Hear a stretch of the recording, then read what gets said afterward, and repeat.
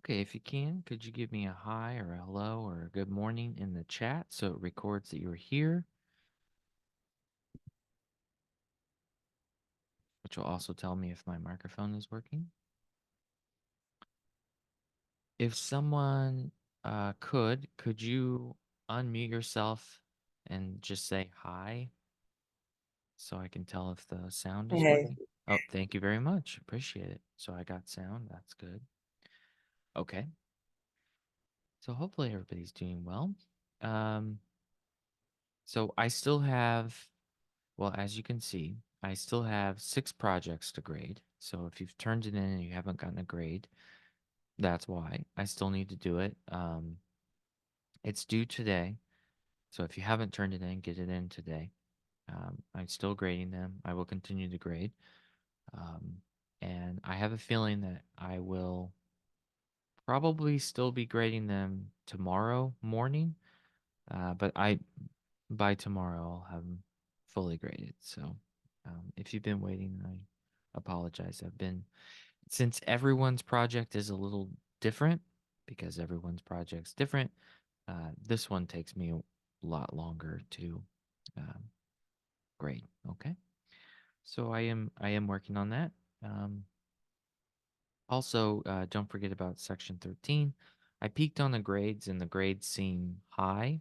They seem pretty good. Um, that isn't to say that I don't know if you're having trouble with one problem or another, but when I'm looking at the grades, I see that the average is 85 on the homework, and that's a good sign that things are going well. So, if there is any homework questions, or if you have any questions about your project, or if there's any concerns about, I was hoping that we could wait until the end of the class to answer those questions. So if you have any questions about the homework, you're stuck on a particular problem or anything like that, let's just wait till the end and you can stay after class and we'll do that, okay? But hopefully everything's going well. From my end, it looks like things are going well, okay?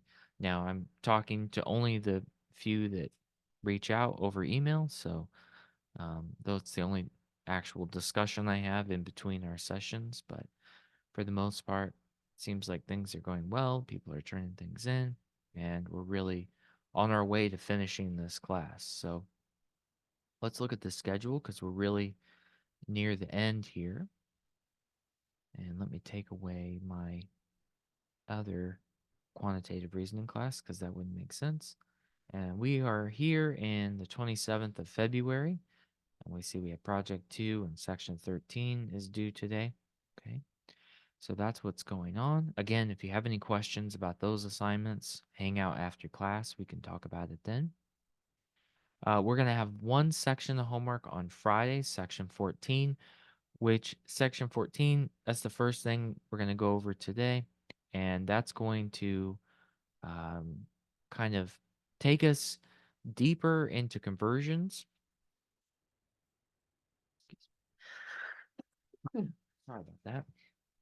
So that'll take us deeper into conversions, and we're going to replace rates. We're going to really look into conversions much deeper with section 14. And then 15 is going to take us into distribution, normal distribution, z-scores, um, bell curves. That's what we're going to get into today. And then, of course, you have a um, quiz a week from today. So that's what's going. But you can see we're almost done. So next week, we'll have this homework due. Then we'll have section 16, parts 1 and 2.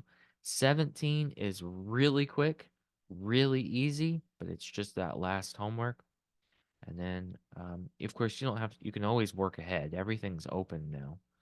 So you can work ahead if you want to, but on Sunday, the exam is due, final exam review is due, and your partial credit for the your pictures are due on the 10th. You can turn it in earlier, okay?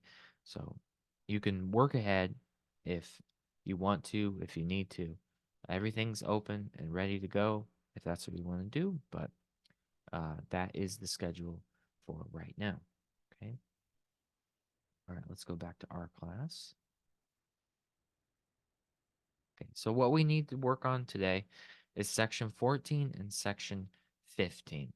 And the thing that we really need to be able to tackle those two sections is we need that yellow sheet out of the book. So we really need it. Now, of course, this is a VR class, so we need to deal with that. I have a digital copy here, which you should be able to access. If you don't have the physical textbook with you, you should have the conversion sheet right there in your modules. And another place you could find it is Exam 2. Exam 2 also has that same formula sheet attached to it. So that's two different places in the course that you could get this sheet. But I'm going to have to use it a lot for the next few sections. So when I keep referring to it, that's where I'm getting that information. So you'll see that. But you have access to digital copy. Let me make sure. So module 6. So there's the conversion sheet. And then also it was in exam 2. You have access to it from there. And it's also in your textbook. It's the yellow sheet, and I think it's 226. It's right around there. If it's not exactly 226, it's right around there. So when I keep referring to the yellow sheet, that's what I mean. But the digital copy is white. So there's that. All right. Okay. So unless there's any questions or comments or concerns, let me close my email so I don't keep getting email. Let's talk about section 14 and how it differs from 13. One of the things that section 14 differs from 13 is that we're going to have squared units, which means we can change area. That's going to be something that we're going to look at. And if we make that conversion, we have to make the conversion twice. And that's confusing. So I want to go over it and make sure that it makes sense and we can talk about it. Okay. So right here, the first question says convert 3,200 square centimeters into inches. Okay, well, last time, let me make a note of this. So last time,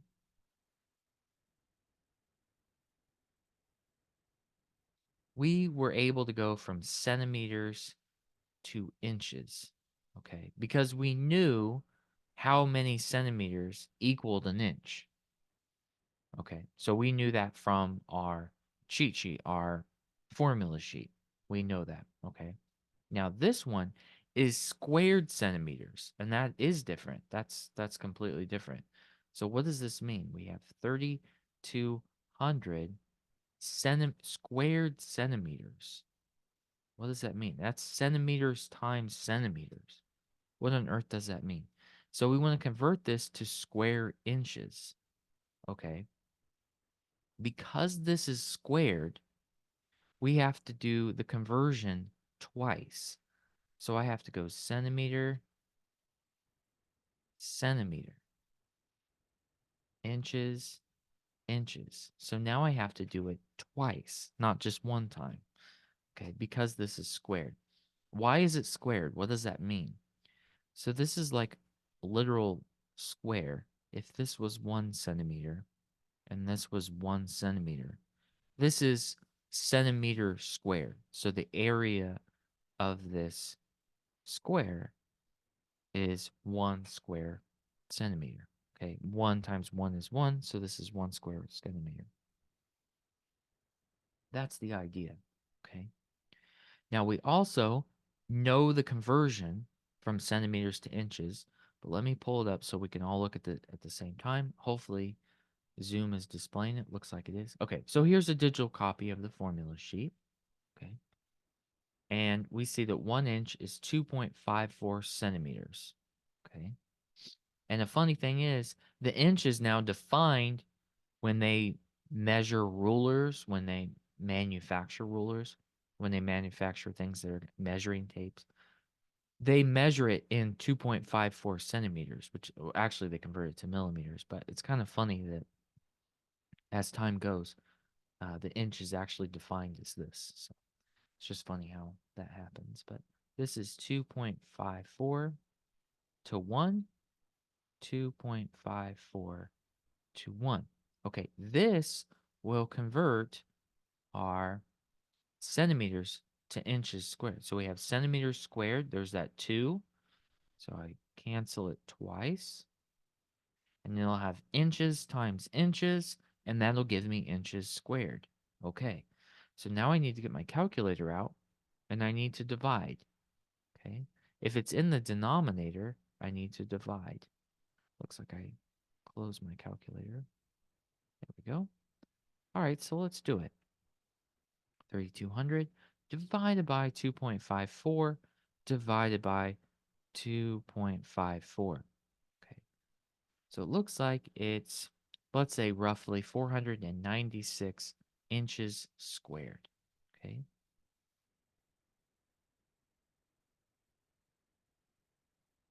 inches times inches. Okay, if the number's in the denominator, that means we divide. If the number is in the numerator, that means we multiply. That's the idea. Okay. If there's any questions, comments, concerns, criticisms, anything, just don't hesitate to write in the chat or unmute yourself if I go over a problem that doesn't make sense. But hopefully, I said it clear enough this morning. So the idea was we were in squared centimeters. This is what it means. And if that's true, then we have to do the conversion twice. Okay, so I got the conversion from the formula sheet, which is located at least twice in the course. And I showed that at the beginning. It's also in your book on page 226, maybe 225, one of those. And so that should be good to go. All right, let's try another problem and see what we can find. So how many yards squared go into 1.6 miles squared? Well, that seems like we're going from miles squared to yards squared. Okay, so this is a square mile. So you can think this is a mile, this is a mile, and so the area would be a square mile. Okay, so a good amount, but this is 1.6 square mile. Okay, all right, so let's do that. 1.6 miles squared. Okay. Now I'm in miles. There's nothing I can do about that. I want to get to yards if possible. Now, how am I going to do that? Oh, I have to think. Maybe I'll check my cheat sheet. Okay, so let's look at our cheat sheet. Let's see if we can find miles to yards. So I have 1 mile to feet, and I have feet to yards. But here I don't have miles to feet. I'm sorry, I don't have miles to yards, which makes me sad. That means I'm going to have to do a lot more work here. Okay, well, if that's the case, that's the case. So let's do it. Okay, so miles to feet,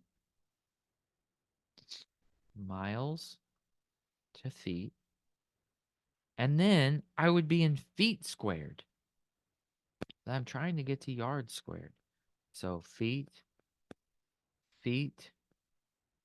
yards, yards.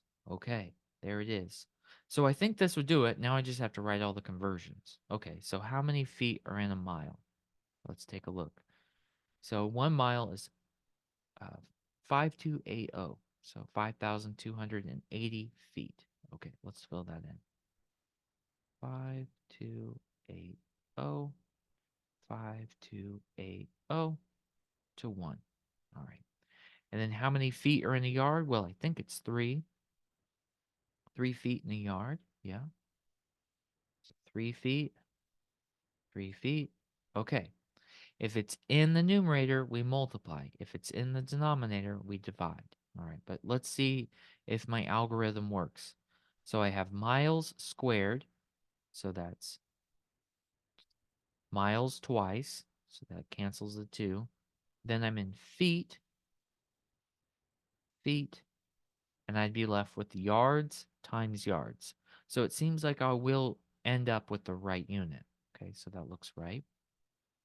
Now I just have to ask the calculator to help me out with this. So this would be 1.6 times 5280 times 5280. All right. Divided by 3, divided by 3. All right. That's how many yards squared I think I'm in. So it looks like 4,956,160. 4956160. 495 already forgot. 956160. And that would be yards squared. Okay.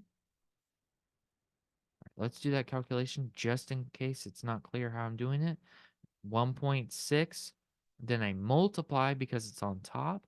5280 times 5280 divided by 3, divided by 3.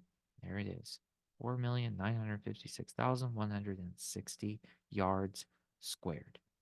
Okay. Any questions, comments, or concerns about that? It's always difficult to know because I can't see, I can't see you guys, so I'm just talking to a laptop. So I don't, hopefully it makes sense, but please let me know if it doesn't.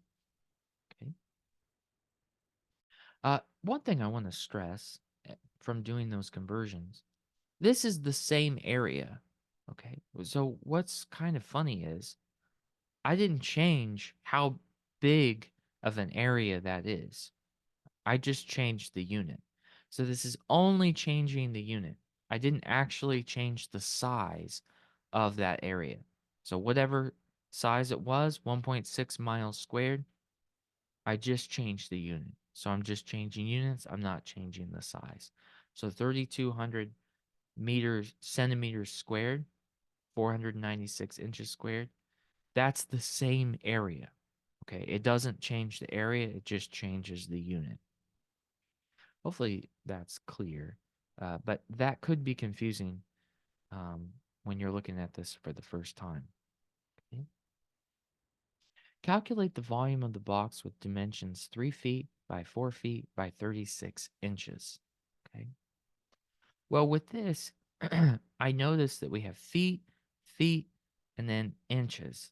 So we need to pick one unit to be in.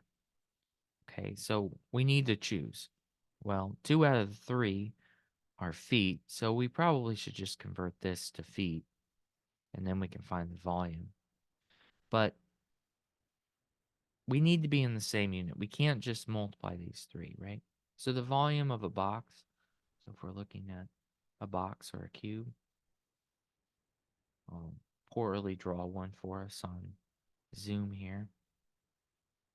Okay, so if we have our box here, it's length times width times height. Okay, that's the volume of a box. You can just multiply it. Or you can think you have that area this many times. And so the area times the height is how many times you have that area. So this would be the volume of a box. So the volume would just be length times width times height. Okay, but they need to be in the same unit. We can't have them in different units. So I'm going to convert that into the same unit. So I think 36 inches could be converted into feet. So I'm in inches. I'll put that in the denominator. Going to feet, that should do. So there's 12 inches to a foot. So 36 divided by 12. What's that? 3? 3 feet. Okay, looks like that's 3 feet. Now, the volume would be 3 feet times 4 feet times 3 feet. All right. So that's going to be foot times foot times foot. Okay. Sounds like a Subway commercial. Foot by the foot, right? Foot by foot by foot. So this is feet cubed. Okay. So that tells me that this is a volume just by the unit because it's foot cubed. Okay, so that's a volume. 3 times 4 is 12, times 3 is 36, so it seems like it's 36 feet. Okay, so we just need to multiply them. 3 times 4 times 3, 36. 36 feet cubed. Okay. Why do we call it cube? Because it's a cube. So that unit tells us that that's a cube. Okay. Let me know if there's any questions or comments or concerns about that problem or any of the others. I'll just keep going until stopped. So find the volume in cubic feet and cubic inches of a cylinder with radius 2.9 centimeters, height 0.35 yards. Cylinder, huh? Well, what's going on with a cylinder? Cylinder's kind of like a cube, but the strange thing about a cylinder is it's a circle instead of a rectangle. So we still have that height, but with this area, we have to deal with the fact that that's a circle. So circles have kind of a strange aspect to them. And let's look on our formula sheet and see if we can't find that. Here it is. Other useful information: area of a rectangle, area of a circle, volume of a cylinder, volume of a rectangular box. Okay, we just did that one. That's not too bad. So if you notice, the area of a circle and the volume of a cylinder, they have this strange number called pi. So that's what that symbol is. It's the Greek symbol pi there. Okay. So what on earth is that? So this pi business has to do with the fact that this has an area of a circle. So the area of a circle is this weird number pi r squared. Okay, so what is the r? The r is the radius. Maybe I can draw that a little better.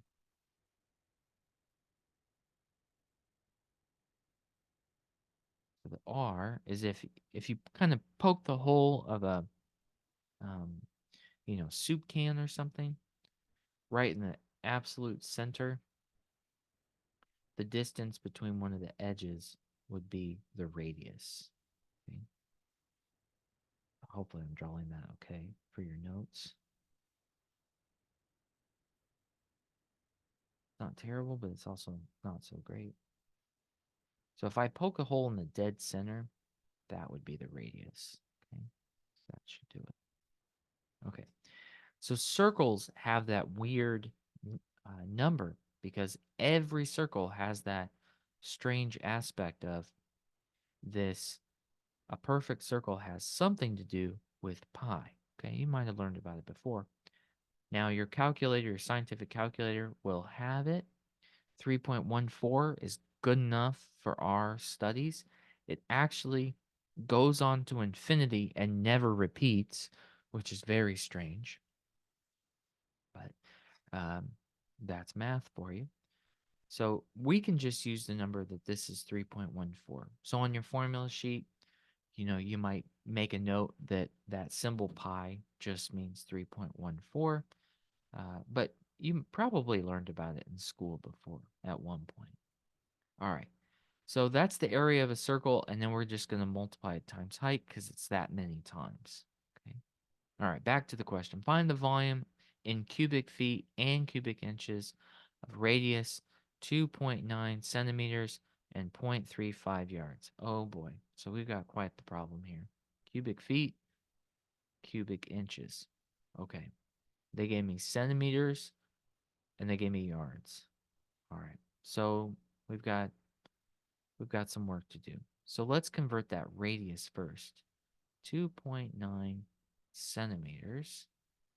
And we could convert that to inches, but not that way. Write it down wrong. That looks better. So centimeters to inches, we saw on that cheat sheet 2.54 to 1. Let me call that up. Go back up. Where was it? It's over here somewhere. Oh, yeah. Here, 1 inch to 2.54 centimeters. So now we're in inches. All right. Well, I'm supposed to find this in inches at some point, so I'll go ahead and write that down. All right. 2.9 divided by 2.54 is roughly 1.14 inches. It looks like we're going to need to find cubic inches, so I'll save that. And then if I want, I could convert that to feet because I'm going to need that as well. So this is kind of two problems in one here. So inches to feet, and there's 12 inches to a foot, so that should do. So it looks like I need to take this number and divide by 12. And there we go. So it'd be 0.095.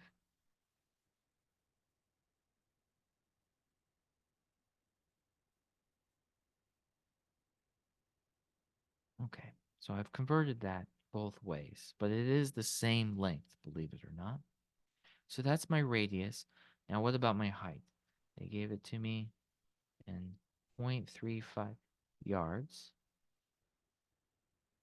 Okay, yards to feet. 3 feet to a yard. So I can convert that.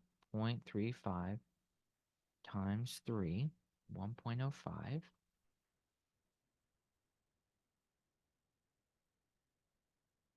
feet. All right. And then they're going to want it in inches, cubic inches, so I might as well convert that too. 1.05 feet, feet, 2 inches, 12 inches to a foot. So times 12, 12.6 inches. Okay, I think I've done all my prior work I need to do. Now, cubic feet, cubic inches. All right, so let's do it. So the volume, let's do cubic feet first. That's what they wanted. So here I found the foot. So this is the radius. Remember, this is the radius. So with the radius, it's radius squared. That would be 0.095 feet times 0.095 feet times pi, 3.14, times the height in the same unit, 1.05 feet. Okay, so that's foot times foot times foot, and that's foot cubed. So there we go. All right, so let's do that. All right, 0.095 times 0.095 times 3.14 times 1.05 gives me something like 0.0297, so I'm going to have to round something here. Let's say 0.030.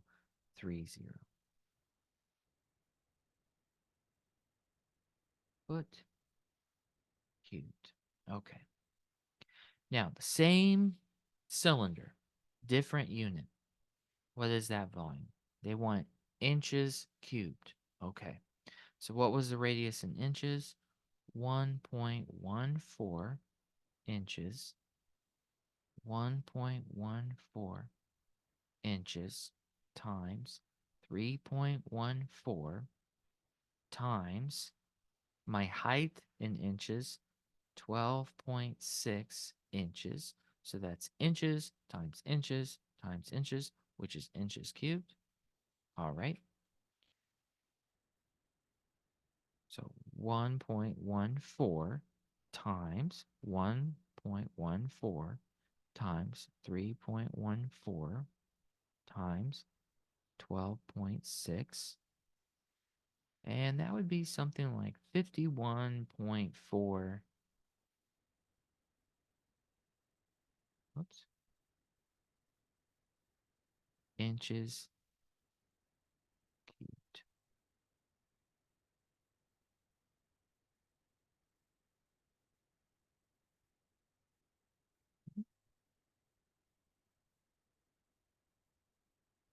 There's a lot of steps to that, and I kind of tackled the whole problem at once. So I could imagine that there'd be at least one question about it. Are there any questions, comments, concerns, criticisms about how I did the problem?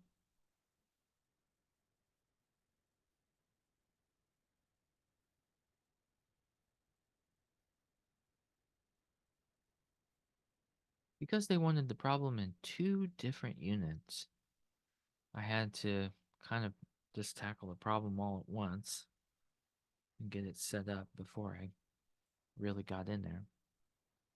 But in the end, it looks like I did find it. Okay, all right. Any questions about any of those steps?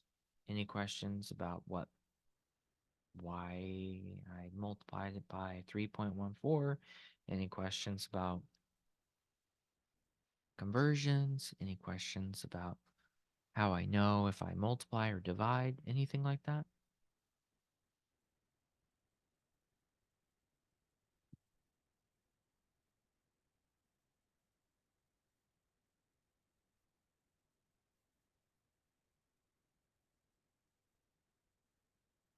Okay. The next part is dosage calculations. And I will admit, dosage calculations is always something every semester I have to pause myself and make sure I'm reading the problem correctly. The reason I have to do that is because, in truth, every dosage calculation is completely different. So these always make me pause, right? Now, what is a dosage calculation? So this has to do really with the nursing program. So if you're in the nursing program, this is the section for you. Um, the the idea is that every patient weighs uh, a different amount, right? They may even weigh a different amount, um, within visits to the doctor's office. So they always have to weigh. They need certain amounts of medicine based on their weight. Okay, so if they're losing or gaining weight quickly, we need to know what that is so we can give them the right amount of medicine. All right. Often this has to do with uh, children and dogs because that can vary a lot. Um, so that's something, give this many milligrams to a dog. Well, that would be dependent on their weight, right? If they're a Chihuahua versus a Great Dane, they're both dogs, but that's a big difference, right? We're not going to just give equal dosage. If they're a child versus an adult, they need different amounts. Well, depends on how much they weigh. So if we're given the patient's weight, we're always going to start with that. Okay. Now, I've looked on my um, Tylenol and a few other medicines, and it really will be listed of how many milligrams you can have per kilograms per day. And we're going to get into that. So you're going to see that. All right. So dosage calculations are another application of how rates can transform a medicine into a correct dosage for a patient. This is done in many ways, but the most common will be when we're given the weight of a patient or if we're given the medicine amount to be administered. Each problem, we will want the dosage amount, whether it be for a total or per some amount per time. So maybe per 6 hours, per 12 hours. And that's another thing is that a lot of times we'll find the maximum amount of medicine they can have through the day, but it'll be administered like 3 times a day, maybe with their meals. So maybe they'll take the medicine after they've had their breakfast, after they've had their lunch, after they've had their dinner. And so we'll break up that medicine for their body so it doesn't have to you know, have it all at once and then just um, take on that. So a lot of times, even if we break it down per day, then we'll break it down into dosages. Okay, here's an example.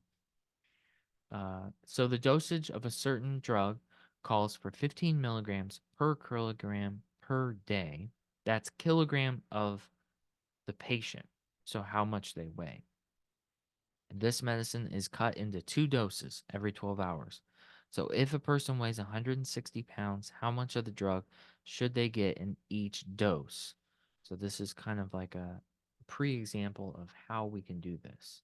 Okay, so notice they gave us the patient's weight in pounds. You'll always start with the patient's weight. In every problem, if they give it to you, start with the patient's weight. So this is 160 pounds. We start with that. The the drug is prescribed by their weight. So that's milligrams per kilogram of their weight. So we go pounds to kilograms. First step, always. If they give you the patient's weight in pounds, first step is to convert it into kilograms. Then we can take how this is prescribed 15 milligrams per kilogram. So we have 15 milligrams per their kilogram. So we're in kilograms, so we can go in kilograms. Then we figured it out. So we have how much they can have throughout the day. This is per day. And we have to cut it into the doses. So for this, it's 2 times a day. So we're going to cut that in half. And now we have 544 milligrams each dose. Okay. So that's an example of how this works. Always start with the patient's weight. If they give you the patient's weight in pounds, you're always going to convert it to kilograms.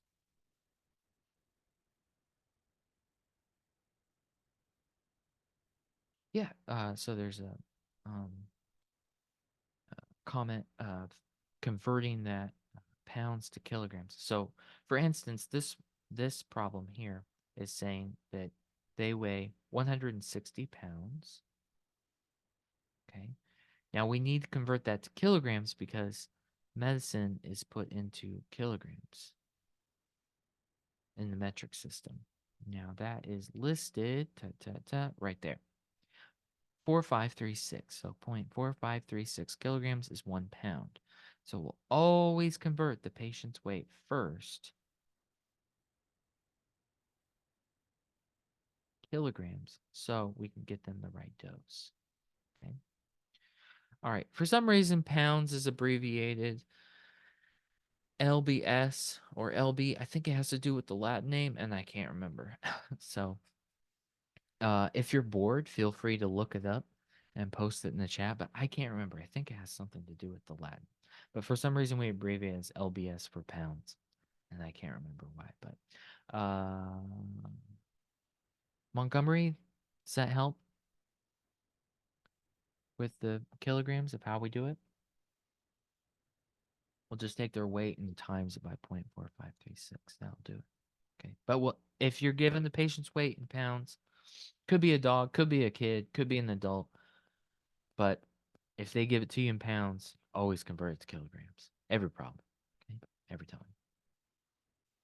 And then when I take my son to the doctor's office, they totally skip this problem and they just weigh him in kilograms. So when I take my kid, they always just weigh him in kilograms. And I always remember I mean, in my head, it's about half. It's 0.4536, but it's about half. So rough math, I can just cut this roughly in half. So I know. Or if they weigh them in kilograms, I can roughly double it, but we want to be exact if we're going to be prescribing people medicine.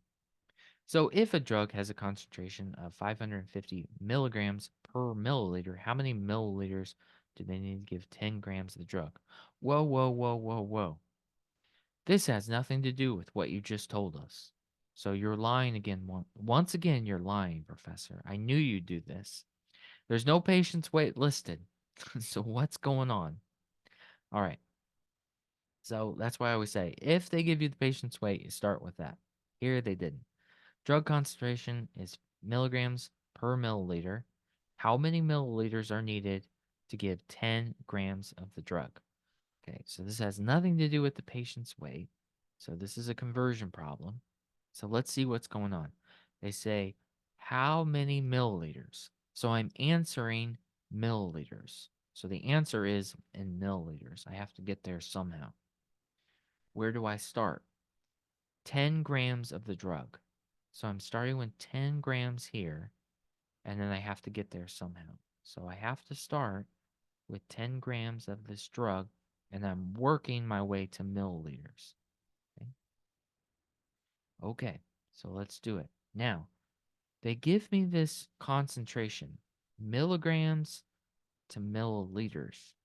Hmm, okay.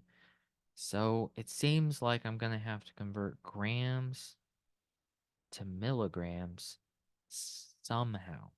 Somehow. Okay, let's look at our cheat sheet and see how we can do this. So we have the metric system here somewhere. Oh, maybe it's not on this one. Oh, well, I need to open my eyes. It's right there. All right. So we have milligrams right here. We have grams here. Okay. So what are we at? We're at 10 grams. Okay. 10 grams. So milligrams, you would move the decimal 1, 2, 3. So you'd move the decimal 1, 2, 3 to the right. So that's how you can do it. Or you can multiply by 1,000. That would also do it. Okay. Or start with 10 grams. Decimals right here. 1, 2, 3. Okay. That'd be 10,000. That's another way you can do it. All right. Here we go. So we're in milligrams now. Milliliters. All right. They gave me this concentration. They say it's 550 milligrams for every 10 milliliters. That'll do it. And what this will do is it will output milliliters, which is what I was asked to do. So grams cancels, milligrams cancels, and this is going to output milliliters. Okay, let's do it. All right, here we go. So 10 times 1,000 times another 10 divided by 550, 181.82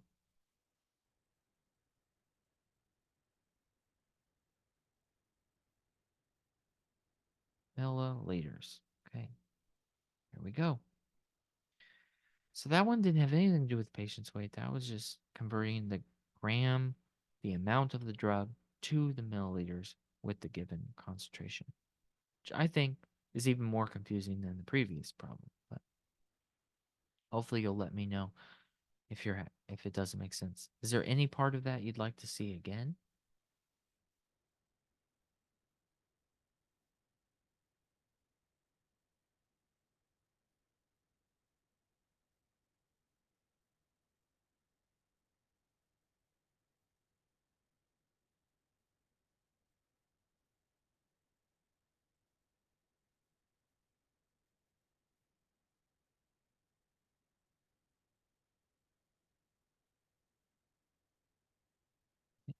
Just put a little note there for you.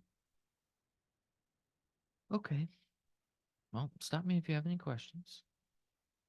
Let's see if we can do this one. The doctor orders 4.5 milligrams per kilogram of a drug for a child weighing 88 pounds. The drug is available at 125 milligrams per 3 milliliters. How many milliliters must be administered? Okay, so let's see. What are we being asked? We're being asked how many milliliters? How many milliliters? So milliliters is what I'm answering. Okay, what do I start with? Well, they told me the patient's weight is 88 pounds. And I promised if they offer pounds, start with that. Okay, you always start with the patient's weight. Okay, so somehow we're going to go from pounds to milliliters. How are we going to do that? Well, let's go pounds kilograms, milligrams, milliliter. So we're just going to have to walk that way. But we're going to start with the patient's weight, LBS, to kilograms. That'll do us in kilograms. Now we're in kilograms. Kilograms to milligrams to milliliters. That would do it. Okay. So we're in the patient's weight. Convert that to kilograms. And then the kilograms to the milligrams. Then the milligrams to milliliters. That would do it. All right. Now, what was that conversion again? 4,536 to 1. And then here we have 4.5 milligrams for every 1 kilogram the patient weighs, and 125 milligrams for 3 milliliters of medicine. This should output milliliters. Let's see if it does. So I'm in pounds. That goes away. In kilograms, but that goes away. Milligrams. That goes away. And there we are. Milliliters. All right, that should do it. Now I just have to calculate it. All right, so 88 times 0.4536 times 4.5 times 3 divided by 125, and I'm getting something like 4.31 milliliters.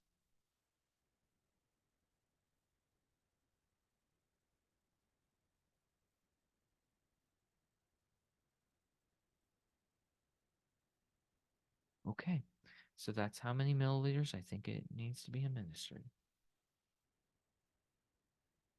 Any questions about that?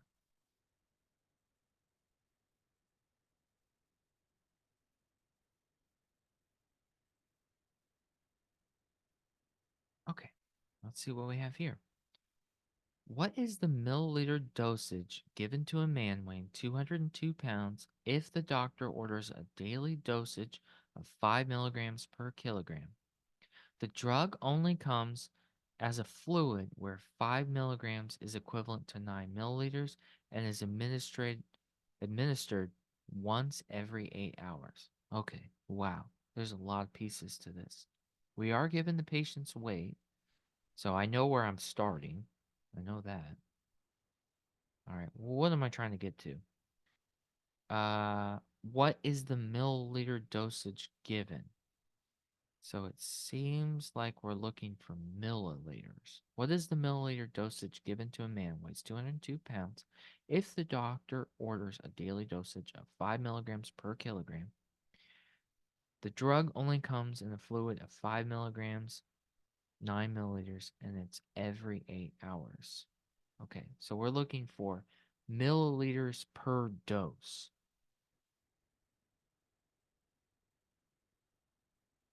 And somehow I have to get there. That's what I'm looking for. Okay, well, they gave me the patient's weight, so I know I'm starting with that. There's no doubt about that. So I know I'm going to kilograms. All right, but what's next? Well, they said this is the daily dose. So this is milligrams per kilogram per day. Okay. So it looks like that would be the next step, but I have to remember this is for the whole day. Okay, so I'm in kilograms. I can get to milligrams that way. Okay, let me clean that up.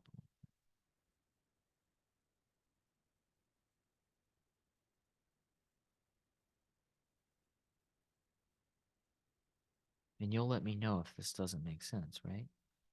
Okay, so I'm in pounds going to kilograms and then kilograms per milligram. But that's the daily dosage. They told me the daily.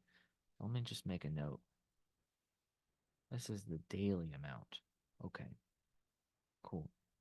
Now, they said that it's administered every 8 hours. Okay. So this is per day. This is milligrams per kilogram per day.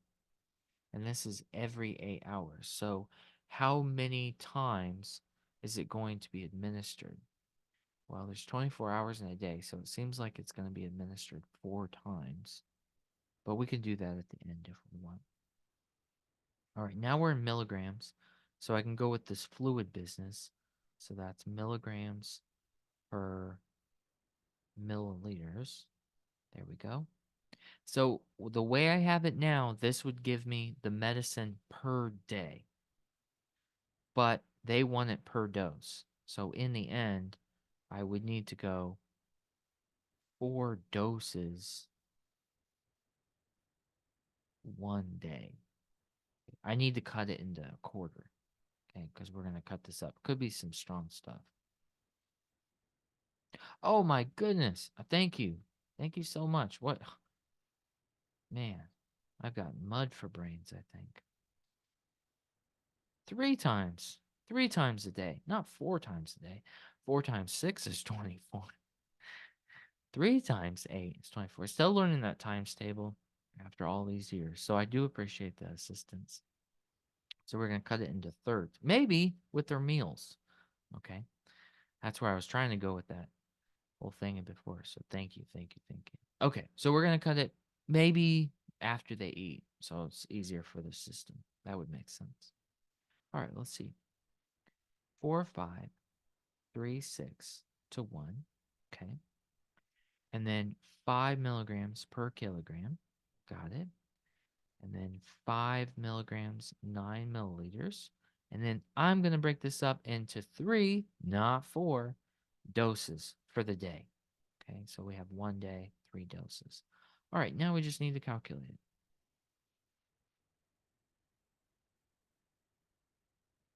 202 times 0.4536 times 5 times 9 divided by 5 divided by 3. So maybe I'll do that one more time in my calculator, but I think it'd be 274.9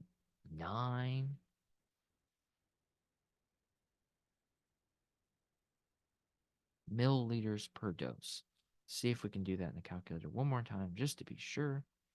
202 times 0.4536 times 5 times 9 divided by 5 divided by 3.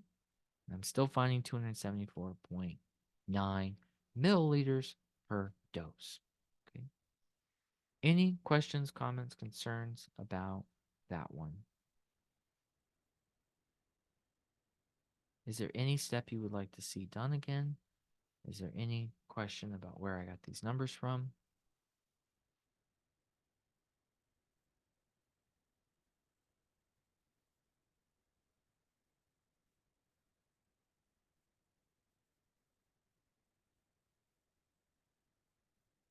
Let me know. All right, last topic is CO2. Now, the real reason that the CO2 is so important in the book is because that's what the third project was over. So this class, when it's 16 weeks, has 3 projects. And so that was the original version of this class. And then when we switch to 8 weeks, we have to lose something. We have to figure out what to do about that time. So we're losing the third project. And the third project, since we're going over it, is to calculate kind of by a diary of how much CO2 you produce by your electronics and by transportation. Okay. So we're still going to do the conversion. We're still going to study it, but not nearly as in depth as we would have if we had the third project. So the third project is you figure out how many miles on average you're traveling through a week, through a year, um, and then you're going to figure out your electronics, and all of those emit a certain amount of carbon dioxide. You can calculate that, and then you can calculate if you made small changes, how much you could reduce your CO2. So that was the third project. But because we're 8 weeks, we're not going to have a third project. So the only time we touch it is through this homework, okay? And it's on your final exam, but when we review, we'll review that again. So the last topic, section 14, deals with CO2 emission that's produced by burning gasoline or by using electricity. Conversions into pounds of CO2 are found on the yellow page or listed below. Each conversion results in CO2 pounds. So even though CO2 is a gas, I'm breathing it out right now when I coughed. That's me breathing out CO2. Uh, we think of this as in pounds, as in weight. Okay. It's hard to think of a gas weighing something, but it does. And that's kind of confusing, but that's how we measure it. So we measure it in pounds. Okay. Here's the conversion: 19.8 pounds CO2 per 1 gallon of gasoline. All right. So for each gallon that's consumed by my car, it's producing 19.8 pounds of CO2 in the atmosphere here in Bloomington. And then 1.37 pounds of CO2 per 1 kilowatt hour of electricity. Okay. Now let's also look at that cheat sheet here, and you'll see that listed here. CO2 from the gas, 19.8. CO2 from electricity produced 1.37 pounds per kilowatt hour. Kilowatt hour is a very confusing unit to me. I'm going to go over it and try to help you out and reduce some of that confusion, but it really threw me off the first time I played with it. So uh, we can see this is very controversial. Um, but gas produces, you can see, quite a bit more. We could even quantify how much more. So gasoline is producing quite a bit more, but electricity is not zero. It's not zero. So that's a point of controversy. And then also the idea that you're producing the item that produces the electricity, which also produces CO2. So there's that issue too. But anyway, here's the two systems, but you can see that gasoline does produce quite a bit. How many pounds of CO2 made from driving a car with 32 miles per gallon? So I already converted it in my head. MPG is miles per gallon.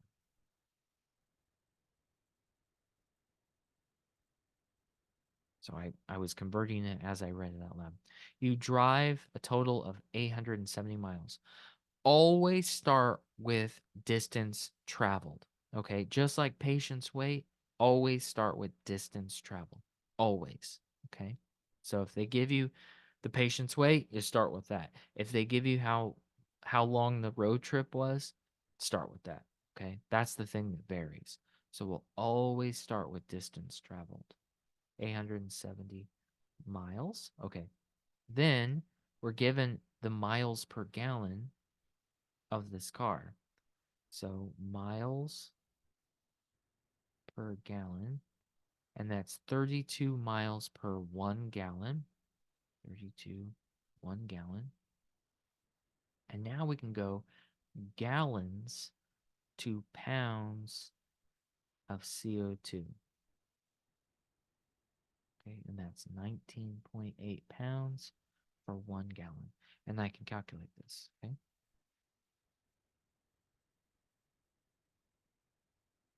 870 divided by 32 times 19.8, 538.3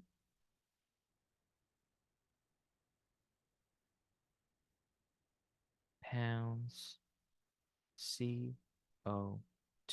There it is. Okay. So, as far as the math goes, in the math class, it's pretty much just like a dosage. In fact, I think it's even easier than dosage because really, once you get a feel for these problems, they're all the same. Okay. So, at least with the miles per gallon, they're all the same. You're going to start with how far they traveled and convert that to gallons, convert gallons to pounds. Okay. That's pretty much the only trick question I can think of is if every once in a while they'll throw out um, you need to find a round trip. So if they only tell you going one way, you would need to double it. That's kind of like the dosage conversion. So that's a little tricky. That can happen on the homework, quiz, and exam. But for the most part, it's an easy conversion. It's not that bad. Okay. So you only get one example, but hopefully we can look at the homework. We'll still have time and talk about what you might see in the homework. So how many pounds of CO2 are made from the computer monitor? 80 watts. That is being used for 32 hours in a week. Okay, so what are we looking for? Pounds of CO2. That's what I'm going to. All right. Seems like we're in the electricity section. So this is 1.37 pounds of CO2 per 1 kilowatt hour of electricity. Let me show you that on the cheat sheet there too. So this is 1.37 pounds per kilowatt hour. There should be an hour there. Okay. Okay, so there you go. How many pounds? That's what we're looking for. We're given 80 watts, 32 hours in a week. So it seems like we're given how many hours? And we can start with that. So, what are we gonna, how are we gonna do this? Okay. I'm given wattage. I'm supposed to know what kilowatts are. Okay. If you've ever seen Back to the Future, they say, what in the heck is a gigawatt? Well, this is a kilowatt. Gigawatt would be much larger.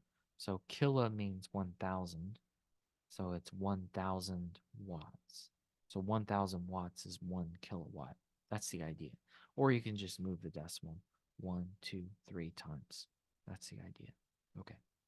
So you might feel like Marty McFly right now trying to understand that, but that's the idea. So this is 80 watts, 32 hours. So if I multiplied that, that would be watt hours, but I need kilowatt hours.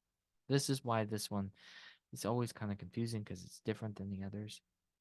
But if I go 80 watts times 32 hours, that would give me watt hours. Okay. So I'll try to say that again. 2560. That's watt hours. And I'm supposed to be in kilowatt hours to convert this. So that's what I'm going to do. 2560 watt hours. And now I can convert my watts to kilowatts. There's 1,000 watts in one. The K just means 1,000. There's 1,000 grams in a kilogram. There's 1,000 meters in a kilometer. That's how it works. Okay. Now that I'm in kilowatt hours, okay, whoops, I can finally go to pounds. Okay. Pounds of CO2, 1.37 per 1 kilowatt hour. Okay. This one is confusing to me because we have to do a little bit of work before to get going. Before we could just start with the patient's weight or start with the distance or start with the area and then convert it. But here we have to kind of make it first. So we're in watt hours, then I'm going to go to kilowatt hours, then I can go to pounds. Okay, now I can actually calculate it. So divided by 1,000 times 1.37, and it's roughly 3.5 pounds. Okay, and that would be pounds of CO2. So the computer monitor is producing that per week. Okay. Is there any part of that you would like to see done again?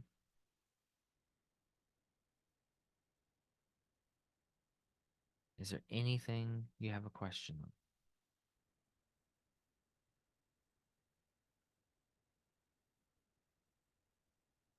So watts is the measure of electricity, and I studied electricity in college, and it still seems like magic to me. It seems like the deeper you go, the less you know. But that's how the electric company, that's how you're getting measured. That's what is listed. But the deeper you go with electricity, the less it makes sense. So there's that issue too. It pretty much just boils down to it's nearly magic. It's nearly magic that it exists at all. But it has to do with watts or joules per second, which is the amount of energy per second. So there's a time built into it anyway, and you know, the more you explain it, the more you read about it, the less it will make sense. So it's kind of funny that way. But we're just gonna do a simple conversion, and so hopefully that's really all the electric company when they measure it, that's all they talk about. Okay, so that's the lecture notes. I will post those after class as always under an announcement. But let's look at the homework itself and make sure that it is making some kind of sense to us. This is homework 14. All that for a single homework, right? Usually I can talk about almost two homeworks by then, but here it's going to start with, so it's not exactly in order, but it's going to start with it. So if a household appliance of wattage of this many hours, how many CO2 pounds of CO2 is produced? So with that, you're going from wattage to pounds, wattage to pounds. And that's just like what we did. So you're going to take the wattage times the hour. That's wattage hours. You convert that to kilowatt hours. Convert that to pounds. Okay. Heating pad, watts, 55 minutes. So you want to convert that to hours first. So you have some conversion before your conversion. A lot of work here. So you want watt hours, convert that to kilowatt hours, and then you can find the pounds. Okay. Here's a gasoline. So the gas tank holds Toyota Prius 10.4 gallons. How many pounds of carbon dioxide are produced by burning the entire tank? So here they're just giving us gallons, and we're going to convert that to pounds of CO2. Okay.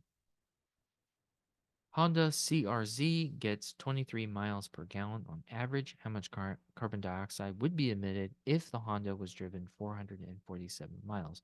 That's a very straightforward, basic version of the question. Start with the miles, convert it to pounds. Okay, just like we did. Just like we did. All right. Here, convert, and I have a feeling that this is not going to be your numbers. It's going to randomize the numbers, but 0.952 miles squared to feet squared. Remember, you have to convert those twice because of those squares. Uh, find the R of a circle that has a radius. Put your answer in. So that's supposed to say area. I need to fix that. I need to make a note. That's supposed to be find the area. So I apologize. The area is listed. Um, I don't know how I haven't caught that before. Area of a circle is pi r squared, so that's that 3.14. You can use the pi button on your calculator. That's probably best if you can.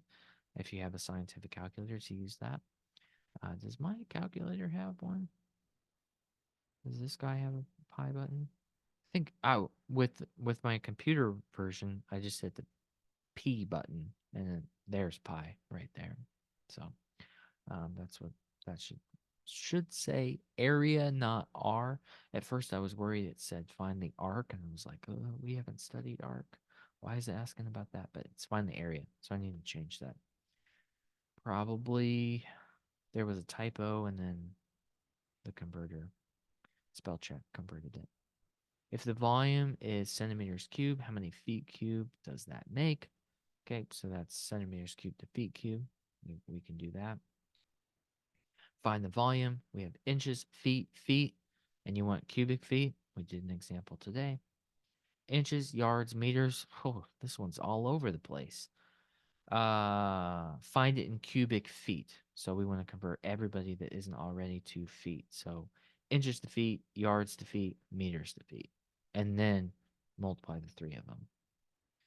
If a drug concentration, here we go with dosage.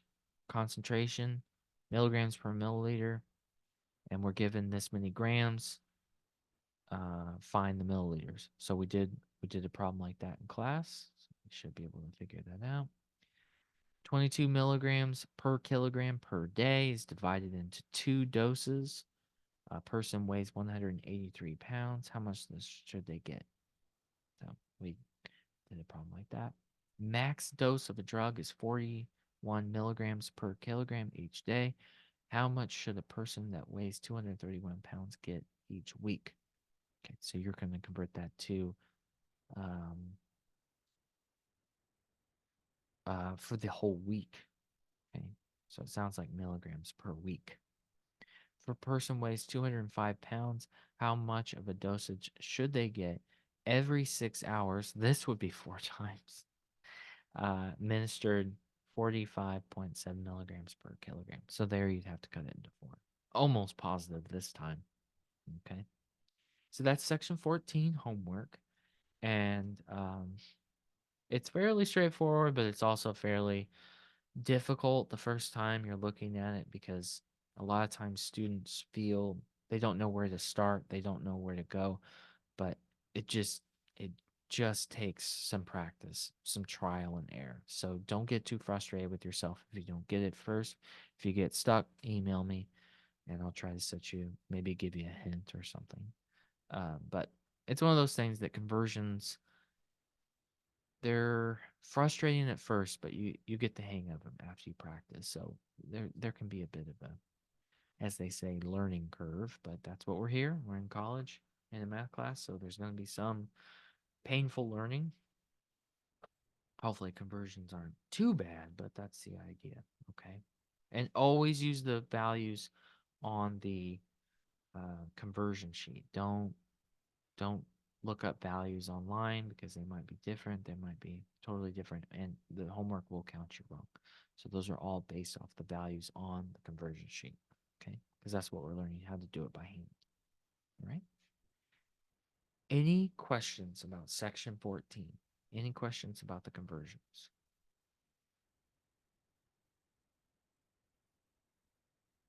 Does it seem okay? Yay or nay? Does it seem okay?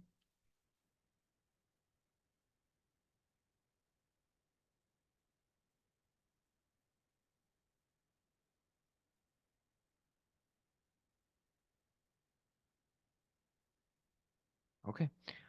Let's take a break. So we're going to take a break and then we will come back.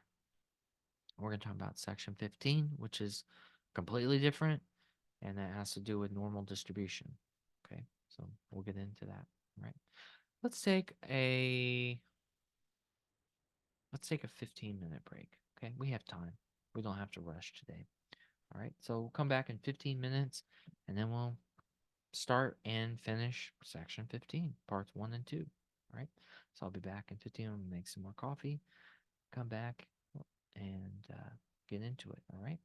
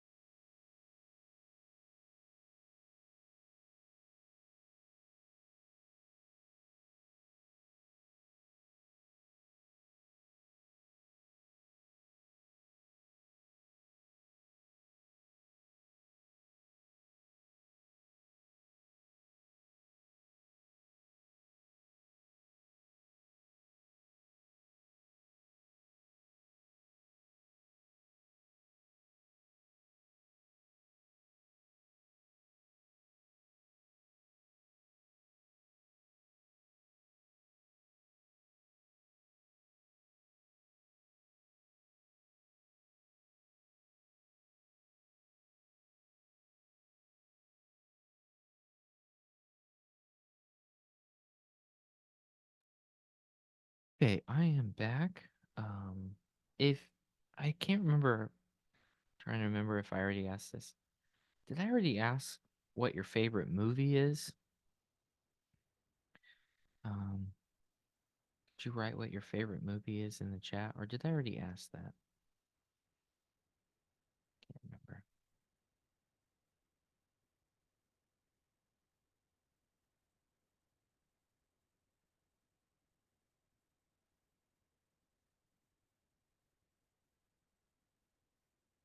Well, either way, let's just do favorite movie.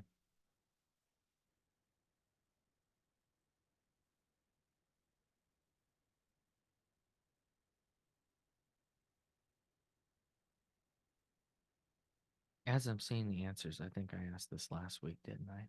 But that's okay. It's just to check to see if you're there. But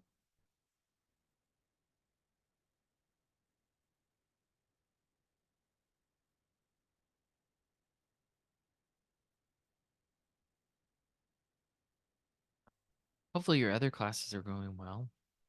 Something I always ask my in-person class, but in person, I feel like we can have kind of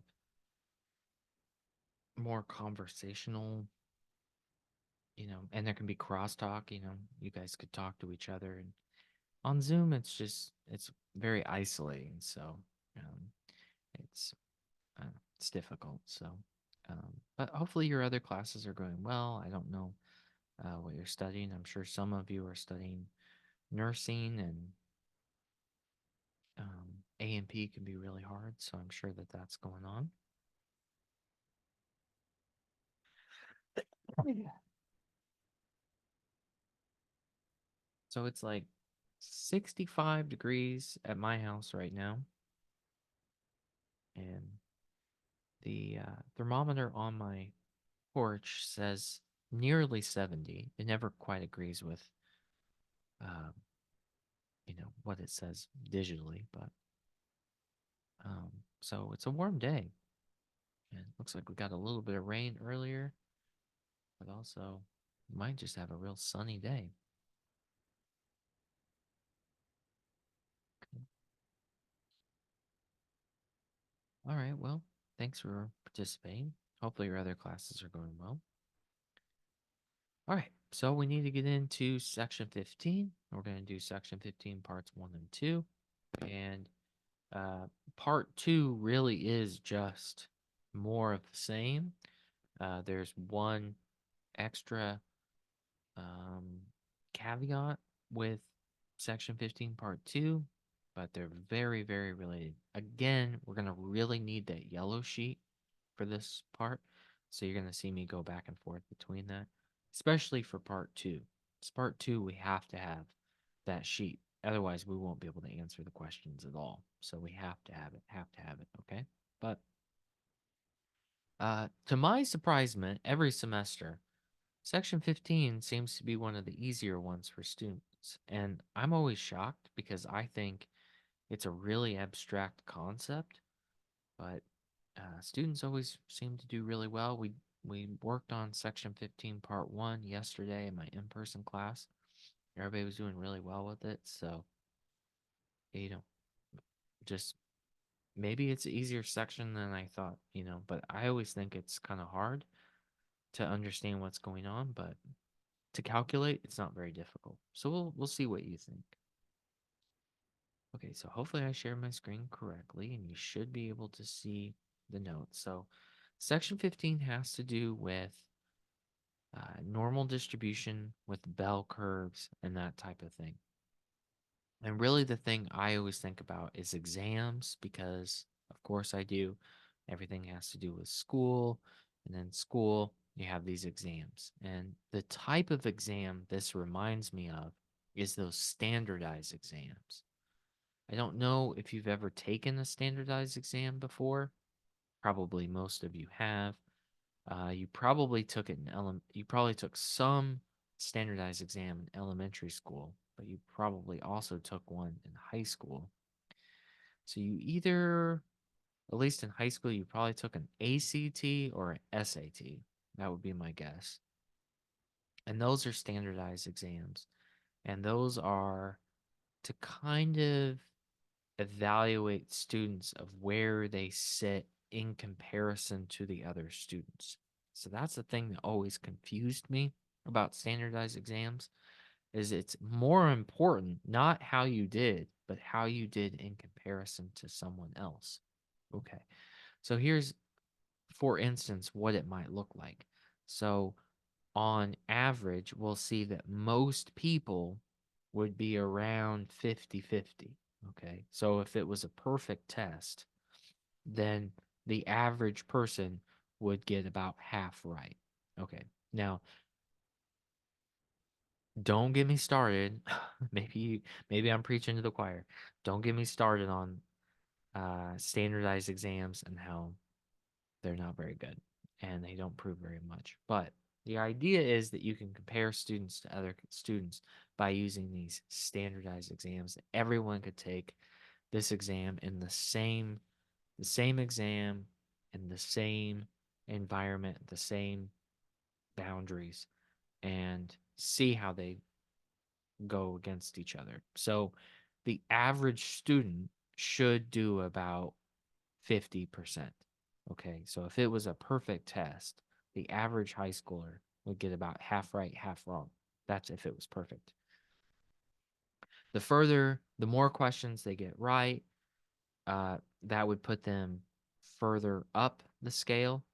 So there would be very rare that a student would get all the questions right, if any. Okay. And there would be very few high schoolers that would get them all wrong or just a few right. That should be very rare.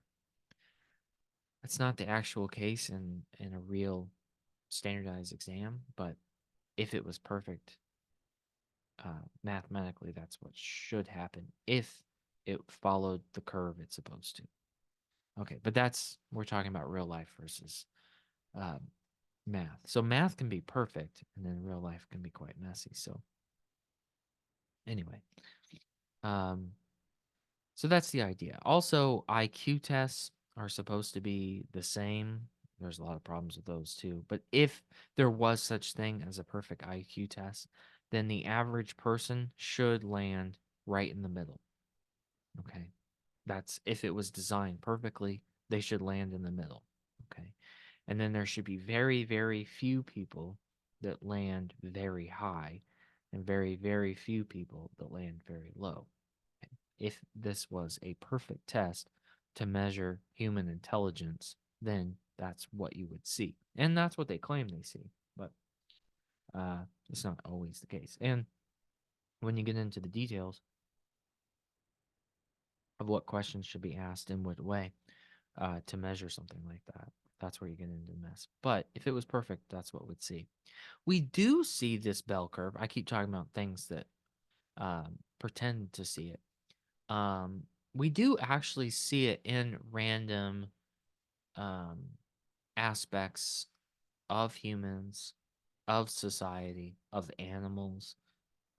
We see this with birth weights. Of course, certain conditions can cause it uh, to change. But we do see, there's an average birth weight. There's some babies that there's very few babies that are huge, and there's very few babies that are super super tiny, and it would just trail off at the end. But there's a great amount that are just within this interval. Okay, so birth weights we do see this. Okay, unless there's something horrific going on within that area, we do see that. And how that information is spread out, like for instance, birth weights, how that's distributed is the standard deviation. Okay. And in this class, we're not going to actually calculate the standard deviation ourselves, it'll be given. Okay. If you took statistics in high school or something, maybe you did study of how you could calculate it, or maybe you even calculate it using a graphing calculator or something like that. That's great, but we won't need to, and we don't need to calculate it by hand to understand what it does. We're going to focus more on how it works rather than how to calculate by hand. So it'll just be given to us. The information you would need to calculate standard deviation by hand is you need to know how many people you studied and the average, and really you would need the values for every person. Okay, so you need to know how many people, what their values are, and the average for all of the values. And then you can calculate the standard deviation in comparison to how they fall with everybody else. That's the idea, how they're spread out. Okay, that's the idea. So if we're talking about birth weights and we study 1,000 people, then we can go, okay, well, here's the average birth weight out of all of those 1,000 people. And then we can compare each value to that average. And then we can figure out how far this thing is spread out, how the birth weights are spread out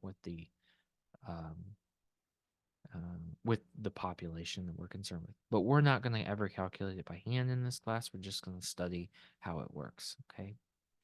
So the standard deviation is also used to predict the percentage of data within a certain range. It's known as the empirical rule.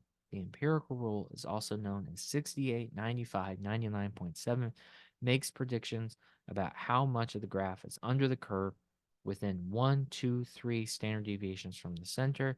This can be broken down further into the following graphs. So this part is going to have to be memorized to complete the exam. And the first time you look at it, you think, oh my God, there's no way I could ever memorize this. But it's actually not that bad. So let me break it down and show you that it's not that bad. First off, notice that it's a mirror version of itself. Okay, so let's say this is how exam scores were distributed. Notice that this side is completely symmetrical to this side. Same numbers, same location. So that means you only have to remember it once.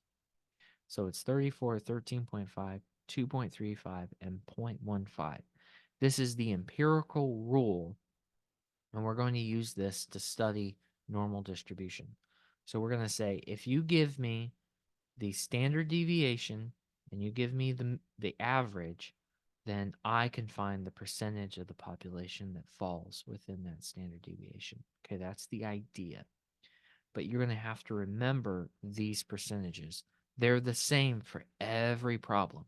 Okay, so this is the empirical rule, and they're the same for every problem. So that's good. You don't have to memorize it for every problem, just once. And it's only what? One, two, three, four numbers. So it's really only four numbers, and they're in the same spot, symmetrical. Okay, so this is the average right there. That's the average. And so if they gave me the average birth weight of, say, Bloomington, Indiana, that goes right there. Okay. And then if they calculate that standard deviation for me, knowing how many people they studied and the birth weights of all those people, they can compare and then average all of that. Then they can tell me the standard deviation. And so this would be one standard deviation above the average, and this would be one standard deviation below. So the standard deviation is written as this weird O with kind of, whoa, that's too weird for me. A weird O with kind of a tail on top. Okay, that's called sigma. It's lowercase sigma, the Greek letter, but it stands for standard deviation. So that symbol is the standard deviation, how the information is spread out, how the data is spread. Okay, and then the average gets its own symbol, and it's this letter here, which is kind of like a U, but it has a tail in the front. So we call it mu. That's a mu. Okay. But it's the average. Okay. So the mean, that's where it comes from. Mean standard deviation. That's what we're looking for. Okay. Okay. So this is the empirical rules 68, 95, 97. What is it? What are these numbers? What are they talking about here? So you always hear people say, well, what is normal? What is normal anyway, right? That's what they always say, especially when they're about to say something crazy. Um, like if I had a unicorn horn in my head, that would be abnormal for a human to have it. It's not, I guess, out of the variance of human beings, it's not impossible that somebody would grow something out of their head. It's not possible, but it would be abnormal. Okay. So what we call normal is the middle 68. Okay. 34 and 34. That's what we consider normal. Okay. So it doesn't make it right or wrong. It just means that this is what most people, if it's completely random and we're studying something that's completely random, this is what most people have or do or are in that range. So it's the middle 68. So that's one standard deviation away from the average. That's what's normal in normal distribution, the middle 68. Okay. Then if we study going further, let me change colors. Okay, so if we go further, okay, then this is the 95%. Okay. So if these people are doing something, that's even more understood. Okay. And then further out, going over here,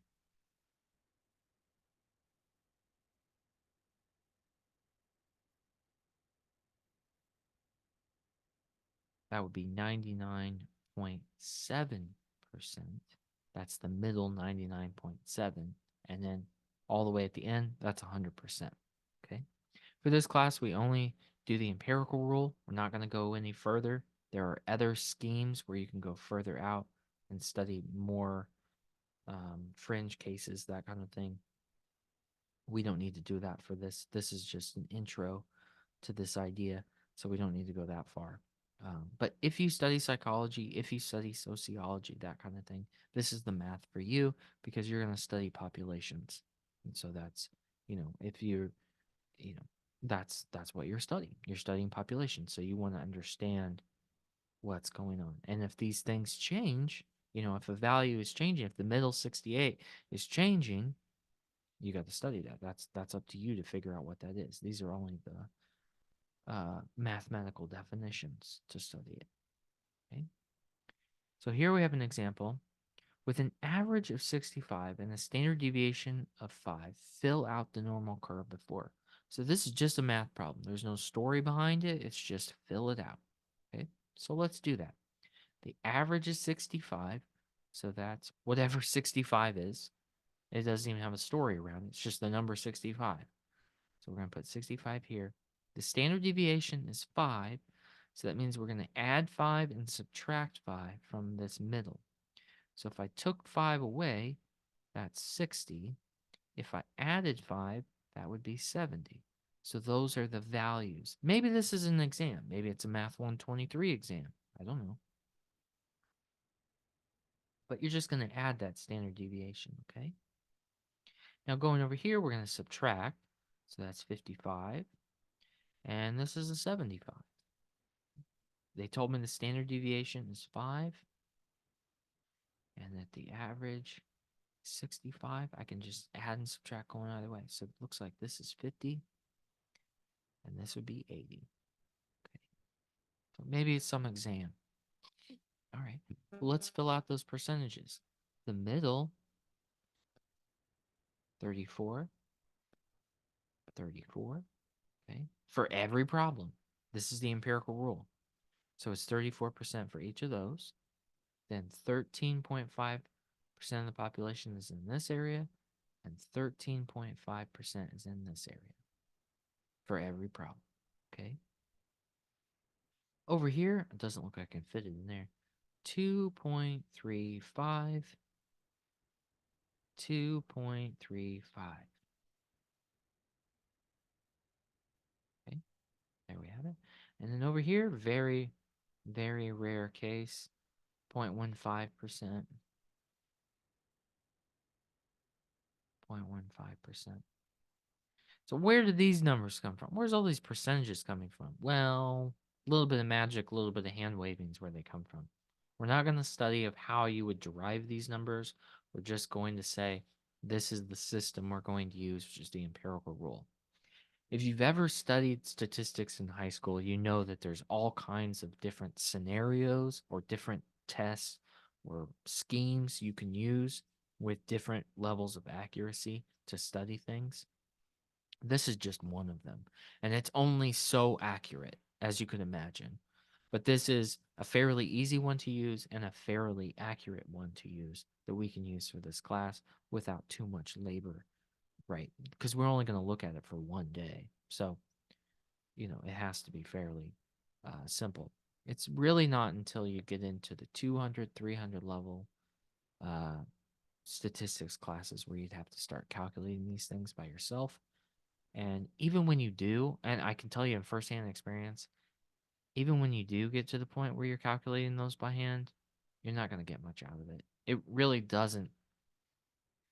Many times in math, I mean, I'm going on a tangent here, but many times in math, if you do something yourself, you get a feeling for it much more. In statistics, I can tell you from firsthand experience, even calculating those numbers yourself is not going to give you much more understanding than what you'll get today. That sad but true.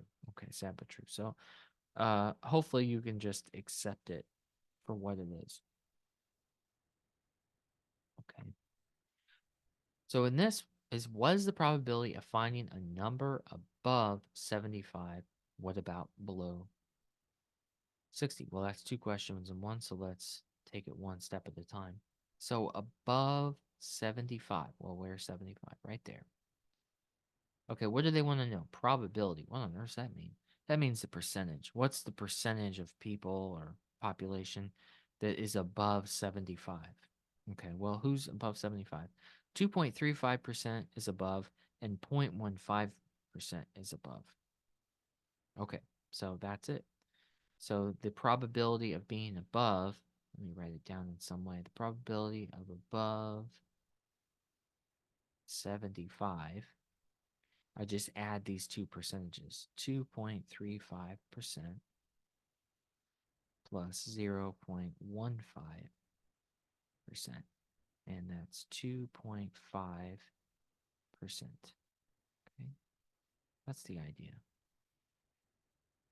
So I'm just going to add those two.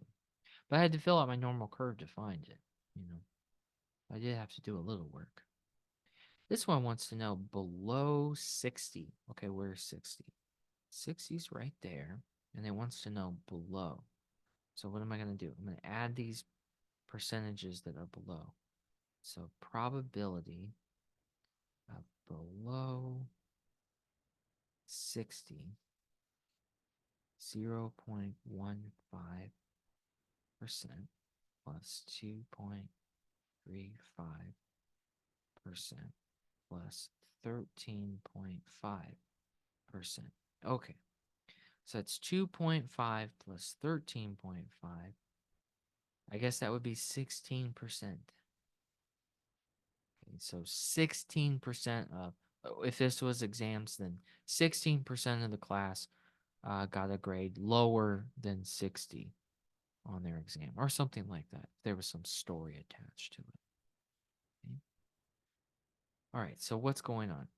They have to give you the average, they have to give you the standard deviation.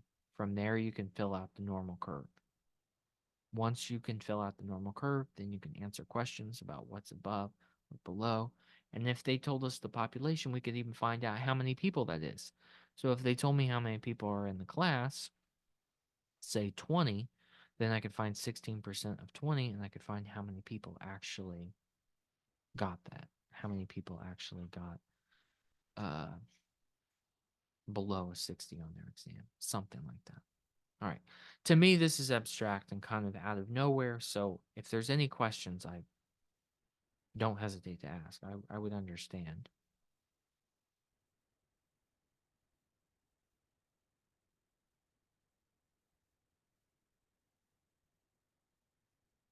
The good thing about statistics is it's so useful.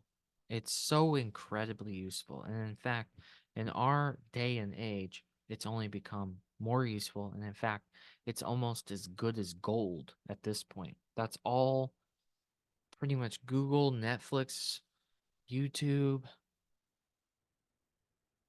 Well, that's Google. Google, Netflix, Amazon, almost all of Amazon at this point is just Facebook, or I guess Meta. They are just data mining companies at this point. Get as much information as you possibly can about the user. That's what they want. So that is it is this statistics stuff has turned into the new gold mining of what you can do with it. Okay. The bad part about statistics is a lot of times it's just taught of like this is what you're supposed to do, never taught why. And that part always really confused me. So you have to kind of get a feeling for it through practice to be able to get it. Okay.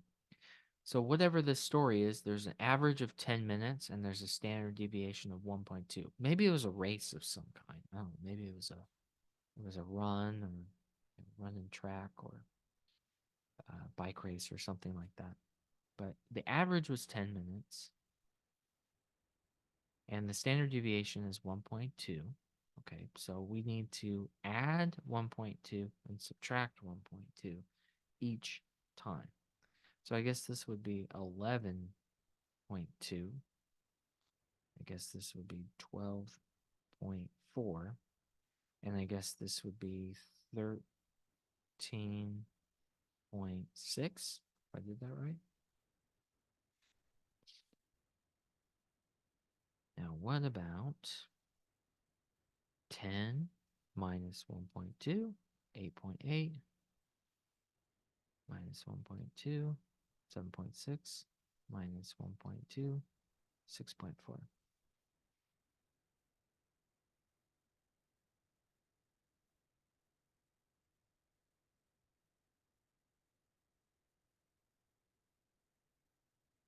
Those are my values. So that's how long I guess these people took running around the track. I don't know.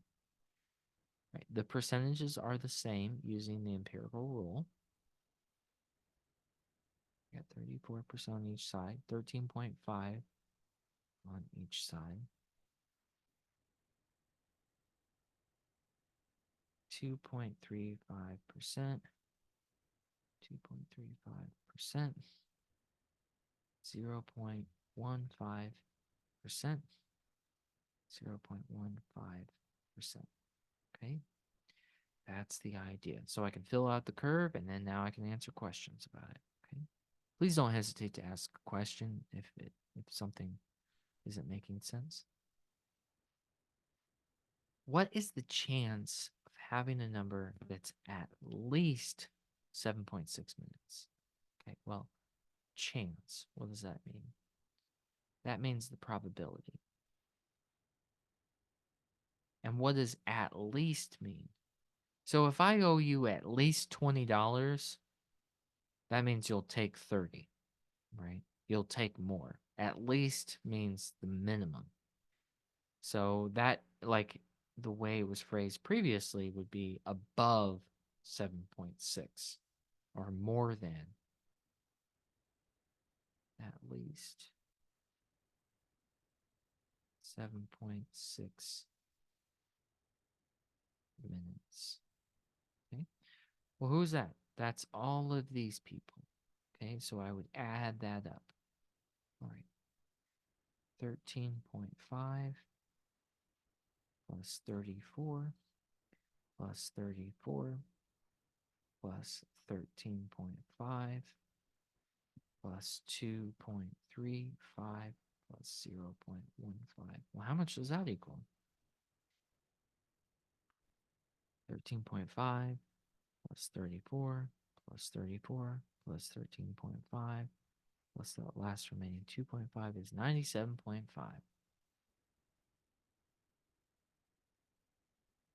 It's not the only way we could have calculated it, but that is the most literal way we could calculate it. Another way you could calculate is you could just take away the two pieces we didn't want. So you could say 100 minus 0.15 minus 2.35, same 97.5. So you can take away the complement if you want probabilities. It's another idea. We don't have to do that. Okay. What percent of people are between 8.8 and 11.2? Well, who are those people?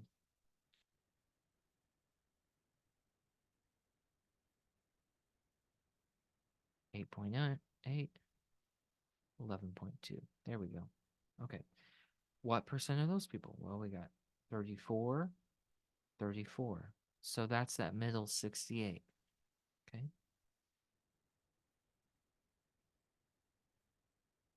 Yeah, maybe I'll write it down just in case someone's looking at the notes later.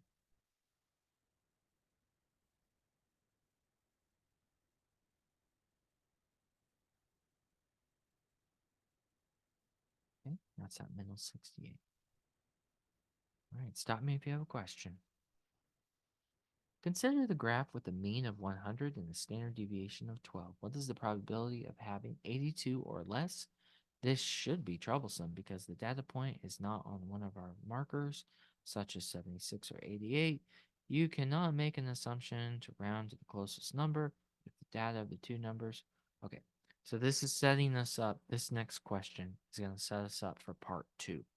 Okay, now we have to do it to even see what they're talking about, but that's the idea.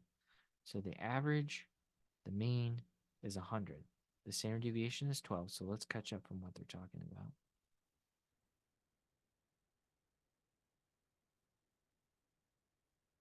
All right, hopefully I did that right. 100 plus 12 plus 12 plus 12. Looks good. All right. 100 minus 12, 88, minus 12, 76, minus 12, 64.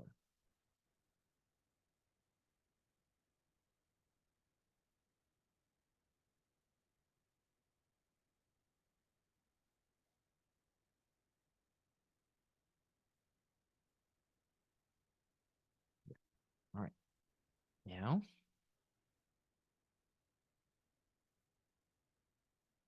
put this in.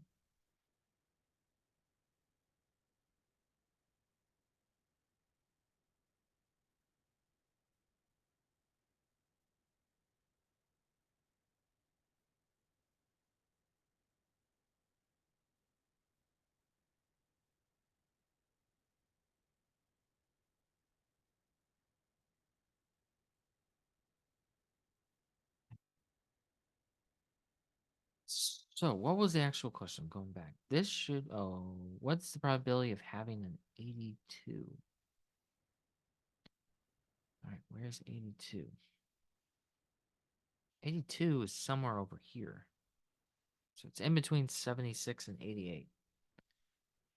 So we don't know. I have a quick question. Yeah. The numbers like the 64, 76, where are you getting those numbers from? Oh, yeah. So I'm glad you asked. So the question said um, it has a mean of 100 and a standard deviation of 12. Okay? So I know it's 100 in the dead center. Now the standard deviation tells me how it's spread out. So from there, I should be able to add 12 to the average, and that would be one standard deviation away. And I should be able to subtract 12 from the average, and that would be one standard deviation away to the left. Okay, Does, okay, do, I see it now. that's the idea. So I'm adding 12 or subtracting 12. That's it. That's all I'm doing. Okay. Now this one's asking what's probability of having 82, which in the previous questions, we always landed right on the standard deviation. Here, we're not. So we don't have a way of calculating this. So that's scary. So that's why it says such as 76 or 88, we're somewhere between. And we don't have a way of calculating what percentage in between here and then add these. So it's 2.5% plus something. We don't know how much of that 13.5 it is. So how do we calculate it? The way we're going to do it is we're going to use that yellow sheet in your book, and um, it has a system that we can use. Okay. See, it it clipped, but there's the 64, the 76, the 88, 100, 112, 124, and 136. So that corresponds to it, but it clipped. All right. How are we actually going to calculate this? So we want to know the probability of landing on the 82. Okay. We don't know. So what we're going to do is we're going to use the z-score to calculate where it's located. Okay, that's where this example is going here. So the z-score is whatever data value you're interested in minus the mean divided by the standard deviation. And I'll pull up that um, I'll pull up the cheat sheet in just a second, but this is what we're going to find. So whatever value we're interested in minus the average divided by the standard deviation will tell us where it's located on that curve. And from there, we can look it up. So here they already did that for me. They took the 82 that we're studying minus the 100 divided by the 12 for the standard deviation, and they found negative 1.5. So that means 1.5 standard deviations away from the average is where this is located. Okay. Now from there, we're going to look that value up on our table and find out what the probability is. So let's do that.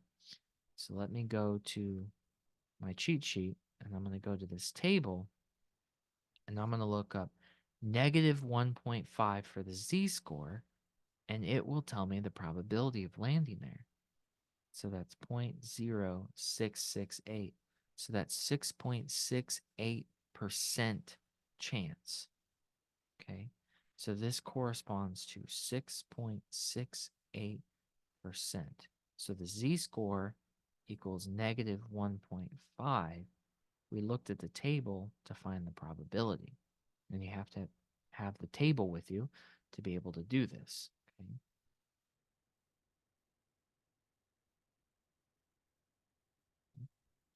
So we have to have the table. So you'll have the table for your homework, you'll have the table for your quiz, and you'll have the table for the final exam because you're not going to have to, you can't memorize this, okay? But this is what you'll use if it doesn't land directly on a standard deviation, and it often in reality doesn't. So we can still discover what the probability is. Let's go over the problem again. We have an average of 100, a standard deviation of 12. We can still fill out the empirical rule of our curve, but they asked for a number that we don't have. They asked for a probability of somewhere between here. So what we had to use was the z-score. So we found the z-score and then looked up the table. And then also, let me pull this up. You have that z-score formula right there. You'll have that on your formula sheet. Either on page 226, 225, something like that, somewhere in the book. It's the only yellow page.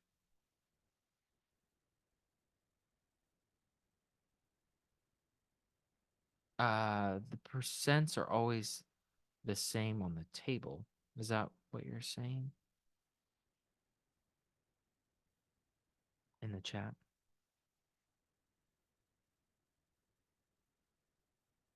Uh, on the bell curve, these percents are always the same from every problem. Yep. Okay. So the answer is not 1.5%. That is the standard deviation away from the mean. Since it is the negative, that means the number 82 is below the average 100. To find the probability, we'll need the z-score chart to find the matching probability of a z-score of negative 1.5. This is the yellow paper from your book. The table is also shown here. Important note about the table calculations from left to right. That means that from the negative infinity to the left up where the number stops, that part is shaded and then summarized to the table below. For the problem, I have shaded up to the data point of 82. So what it means is from 0 to that point is the probability they're giving you. All right. There's different ways of reporting the information. As we go through another example, I kind of like the way the book does it better than even more advanced textbooks. They're all the same, but sometimes statistics books will give you the probability from the mean and then you'll have to add in another 50%. I find it actually more confusing the way the other way does it than the way our book does it. I think it's a little bit more clear. But we have to remember it's giving us from 0 to that point of that's the probability. So if there was a case where we wanted to find what's the probability of being above 82, we'd have to subtract that probability we looked up, like we did before. So I'll get to it when we get to it, but that's the idea. So here's the table once again in our lecture notes, which is also on our formula sheet. Okay. So the answer from the table matches 0.668 as a percentage at 6.68%. That's the idea. Okay, so you can look up in the table negative 1.5 right there. That tells you the probability from 0 to that point. Okay. All right, let's keep going. A brand of chocolate comes with an average of 3 grams of sugar with a standard deviation of 0.64 grams. What are the chances you'll get a piece of chocolate with at most 4 grams of sugar? All right, what do we know? What do we want to know? So, what are the chances? What are the chances? So, chances sounds like what is the probability? It sounds like what is the probability? So, they're asking for the percentage. Okay, we have an average of 3. We have a standard deviation of 0.64.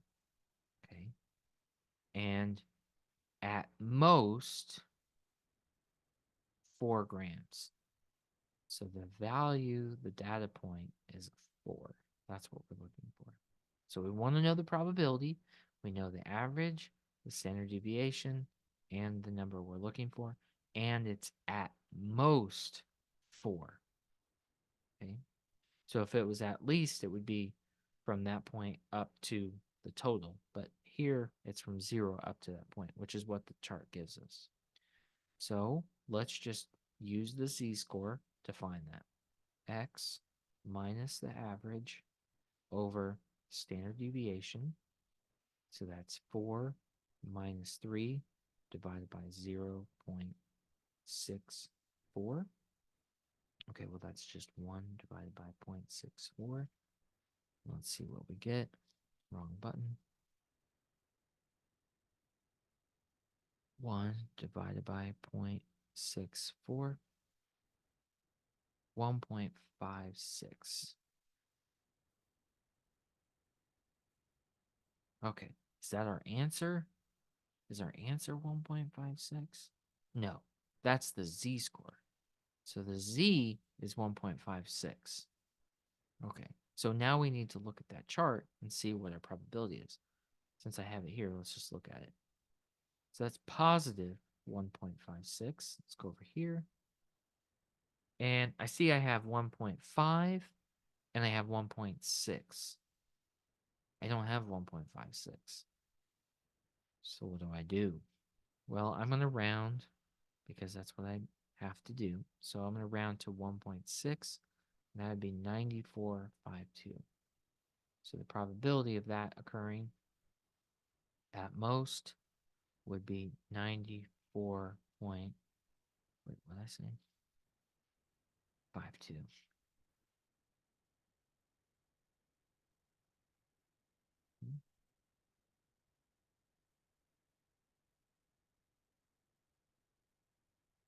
This was from the table. Let's go zoom in and make sure we got that other notes. All right. So I didn't calculate that number. I just looked it up on the table. Right? Let's keep going and see if it makes more sense as we get more practice. As the semester continues, the teacher has recorded how many questions students have asked. The average student asked 38 questions with a standard deviation of 16.1 questions. How many students out of 24 asked only 10 questions or less for the entire semester? Okay, what do we want to know? How many students out of 24? How many? So before I was finding the percentage, Now I'm finding how many. So this is a how many question. So I got to be careful about that. I know the total and asked only 10 questions. So 10 questions or less. So that sounds like x equals 10. And I'll need to figure out what the z-score is from that. The average was 38, and the standard deviation is 16.1. Okay, so there's a lot going on, but I think we can do it. So I think we should find the z-score first. Whoops.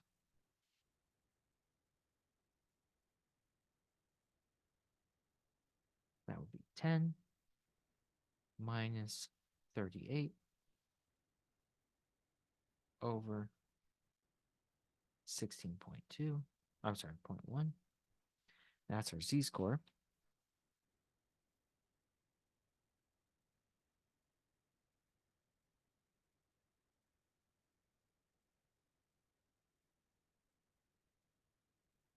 Negative 1.7.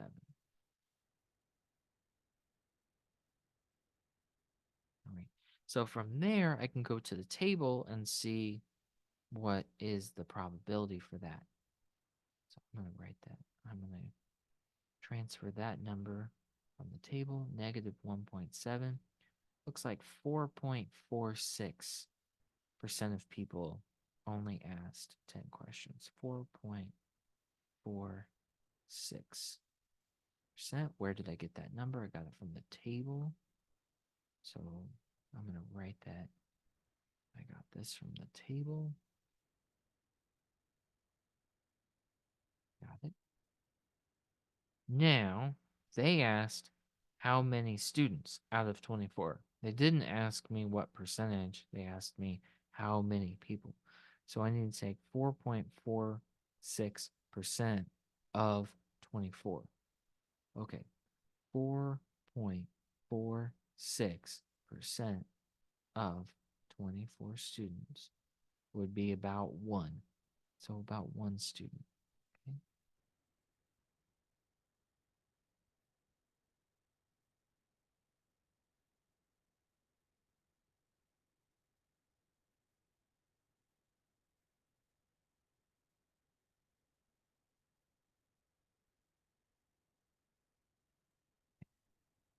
So that's where I'm getting the one. All right, so I had to find the z-score, then I had to look up the table to find the percentage, and then from there I was able to find how many students. Okay. Any questions about that problem?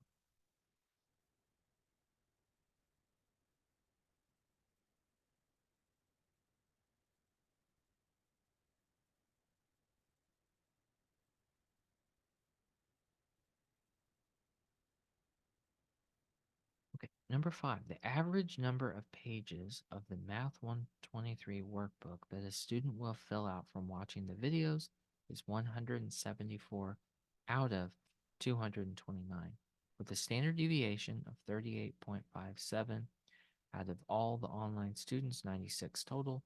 How many completed all of the pages of the book or more?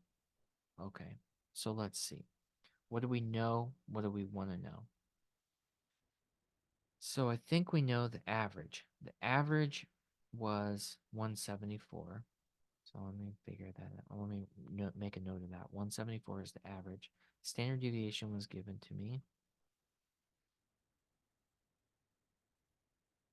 Okay, I'm given the total amount of students. I'm given the total amount of pages. What am I asked? How many completed all of the pages? So it sounds like I'm looking for how many students, how many completed. So I'm thinking that how many completed the book is how many students is what I'm answering. So I should answer for the amount of students that completed the pages. Okay, there's 229 pages. Average is 174. Standard deviation is 38.57. Okay, so I'm going to find the z-score first. So that's x minus mu over sigma equals, and then what is the x? I guess it's all of the pages, minus 174 being the average over 38.5, whoa, 7.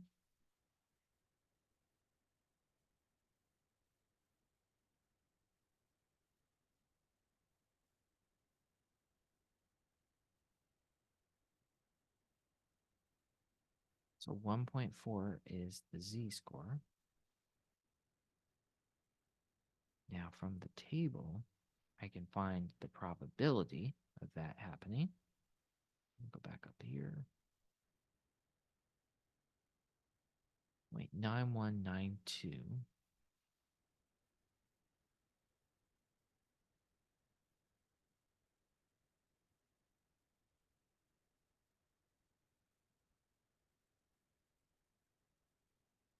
Okay, and that would be from 0 to all of the pages.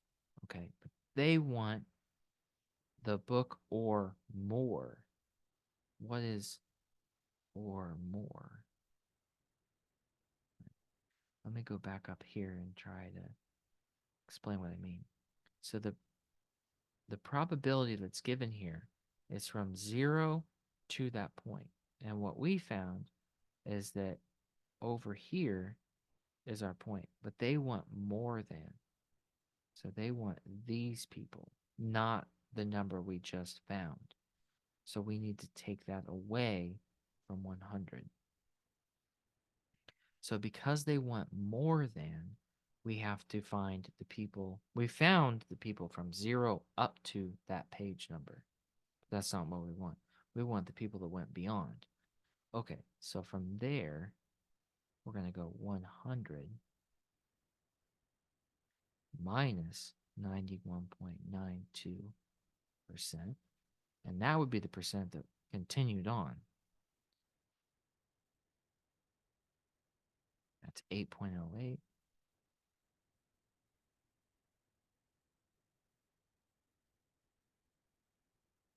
So 8.08 is that many pages or more. Maybe they did the second half of the book. Now it asks for how many students. Okay. Well, it's 8% of the total amount of students. Here it's 96. So we want 8.08% of 96. That's what we want. So let's calculate that. 8.08% times 96 is between 7 and 8 students. I'm going to say roughly 8 students.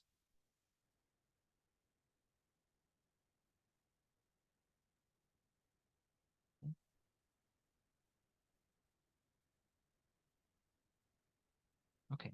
Is there any step, any aspect of that you would like me to talk about again? Is there anything I went over that doesn't make sense?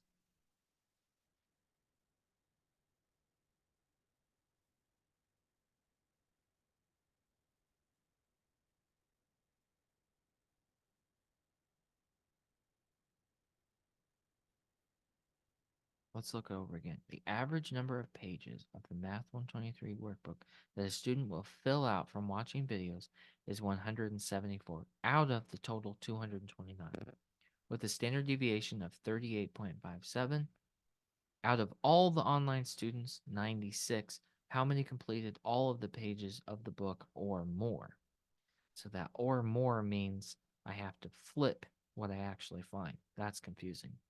So the first step is I took the total number minus the average over the standard deviation, which gives me the z-score. That's the z-score. Then I can look up the z-score on the table, and it finds me the percentage from 0 up to that page. But they said or more. So I have to find the people that went from that page up. So I have to flip it. So that's the 100% minus that 91.92%. So only 8% would go up. And then from that, 8% of the total amount of people, which they told me there's 96 students, then I get 8 students. So that's what I'm getting at. So it's each step is easy, but that's a lot of steps, and that's understanding from the story to where you should go. That's the hardest thing about math, is being able to take a scenario and then figure out how to turn it into bite-sized pieces that we can do. That's the hardest thing. Okay. While I did that, I got a thumbs up on somebody gave me a thumbs up, so it sounds like it made more sense when I went over it the second time for somebody. So um, appreciate that. I've never seen that. I just there was like a on on my side of the screen there was like a ghost thumbs up that like floated above my picture, so that was kind of neat. All right, so you'll have these notes for after class and this video if you want to go over again. With an average pay of 46,000 and a standard deviation of 3,200, what is the probability of selecting someone who makes under 52,000?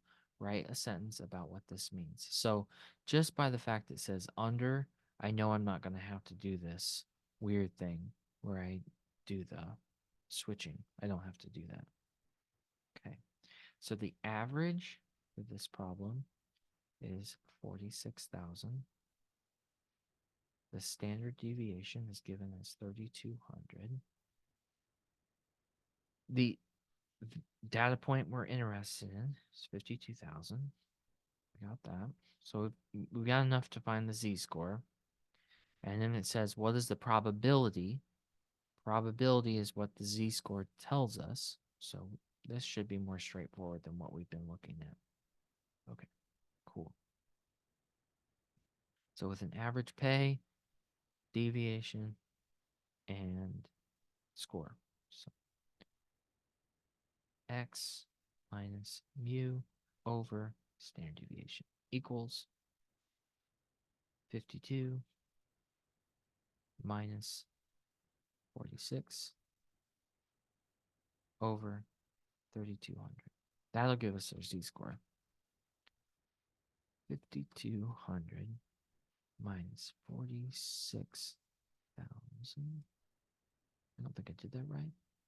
52,000 minus 46,000 divided by 3,200 is 1.9.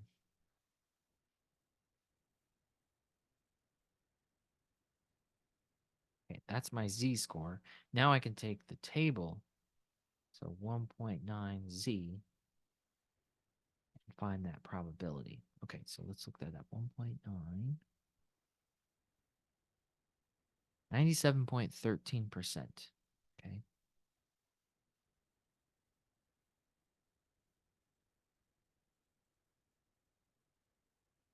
Okay, so from 0 to that amount is 97.13% of the population at this company. Okay. So, what is the probability of selecting someone who makes under 52,000? Well, 97.13% is from 0 to 52,000. So, that's it. Okay, that's what it means. All right, that's the idea. Percentile, I don't think we really need to do it, but for instance, this person is in the 97th percentile of their company. That's the idea. So that's just the location. So the 25th, 50th, and 75th, we did that before with our descriptive statistics. It's just about where they're located. Okay. Um, if you ever did have to go backwards, you would have to look up, let's say 75%, look up the z-score, and then you could algebraically go backwards, but you don't have to. Okay. Okay, so I'm going to go to the homework now, and let's take a look at how this is broken up. So remember, section 15 is broken up into 2 different sections. Part 1 is the empirical rule. Let's see what's going on. Student view. So part one is empirical rule, which means you have to make your own bell curve.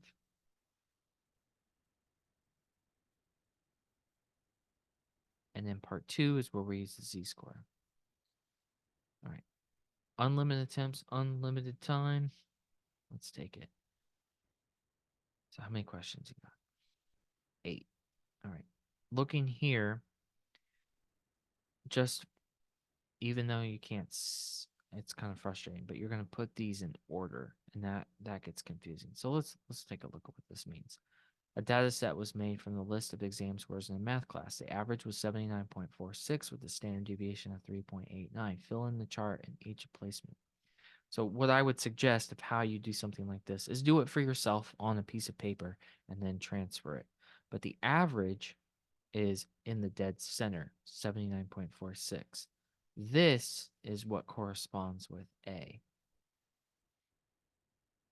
Let me see if I can write this. So there's your A, B, C, D, E, F, G. Okay? That's the idea. So you need to, I would figure this out on a piece of paper and then transfer it. So your D is 79.46. Okay, that's the idea. All right, that one's confusing because you can't see the letters and then it asks you for the letters. So that's what that means, but that's the idea. So this is just using that. This is the same thing, different problem, different numbers. And let's look at this one. So use the empirical rule, what percent of students would wait between 15 and 25? So for that, you have to fill out that bell curve yourself, just like we did in class. What percent is more than 20 minutes? Okay, well, the average is 20 minutes, so I don't want to say, but it's, you could do it in your head. Use the empirical rule.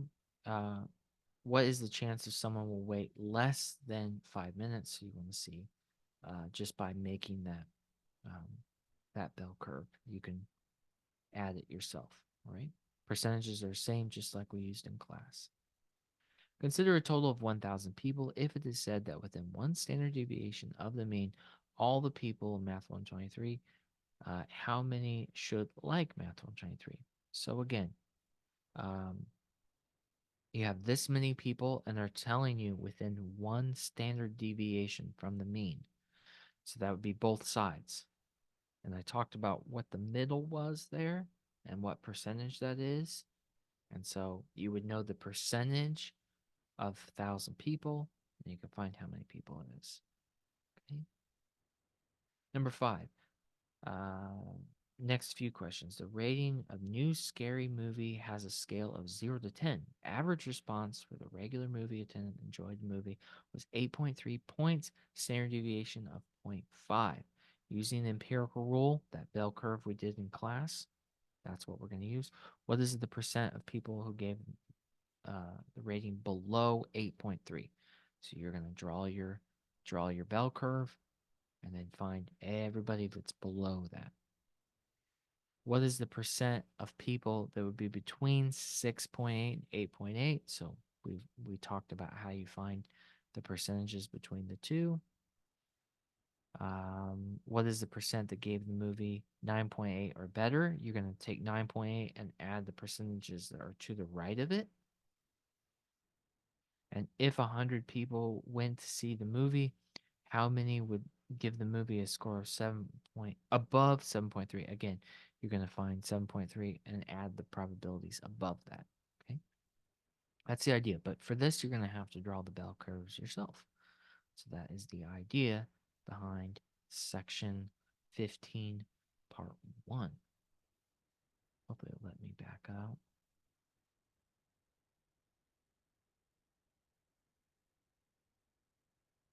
Sorry for the flipping. Let's look at part 2.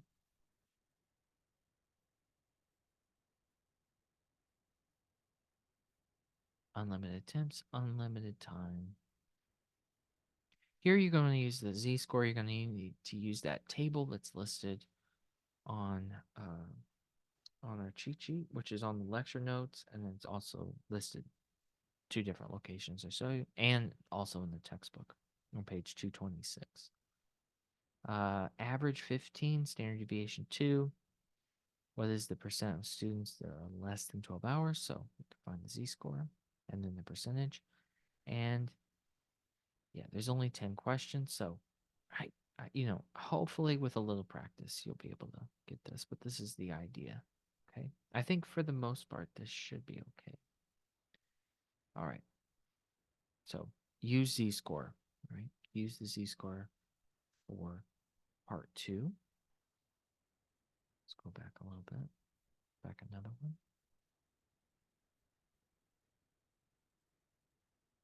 And last but certainly not least,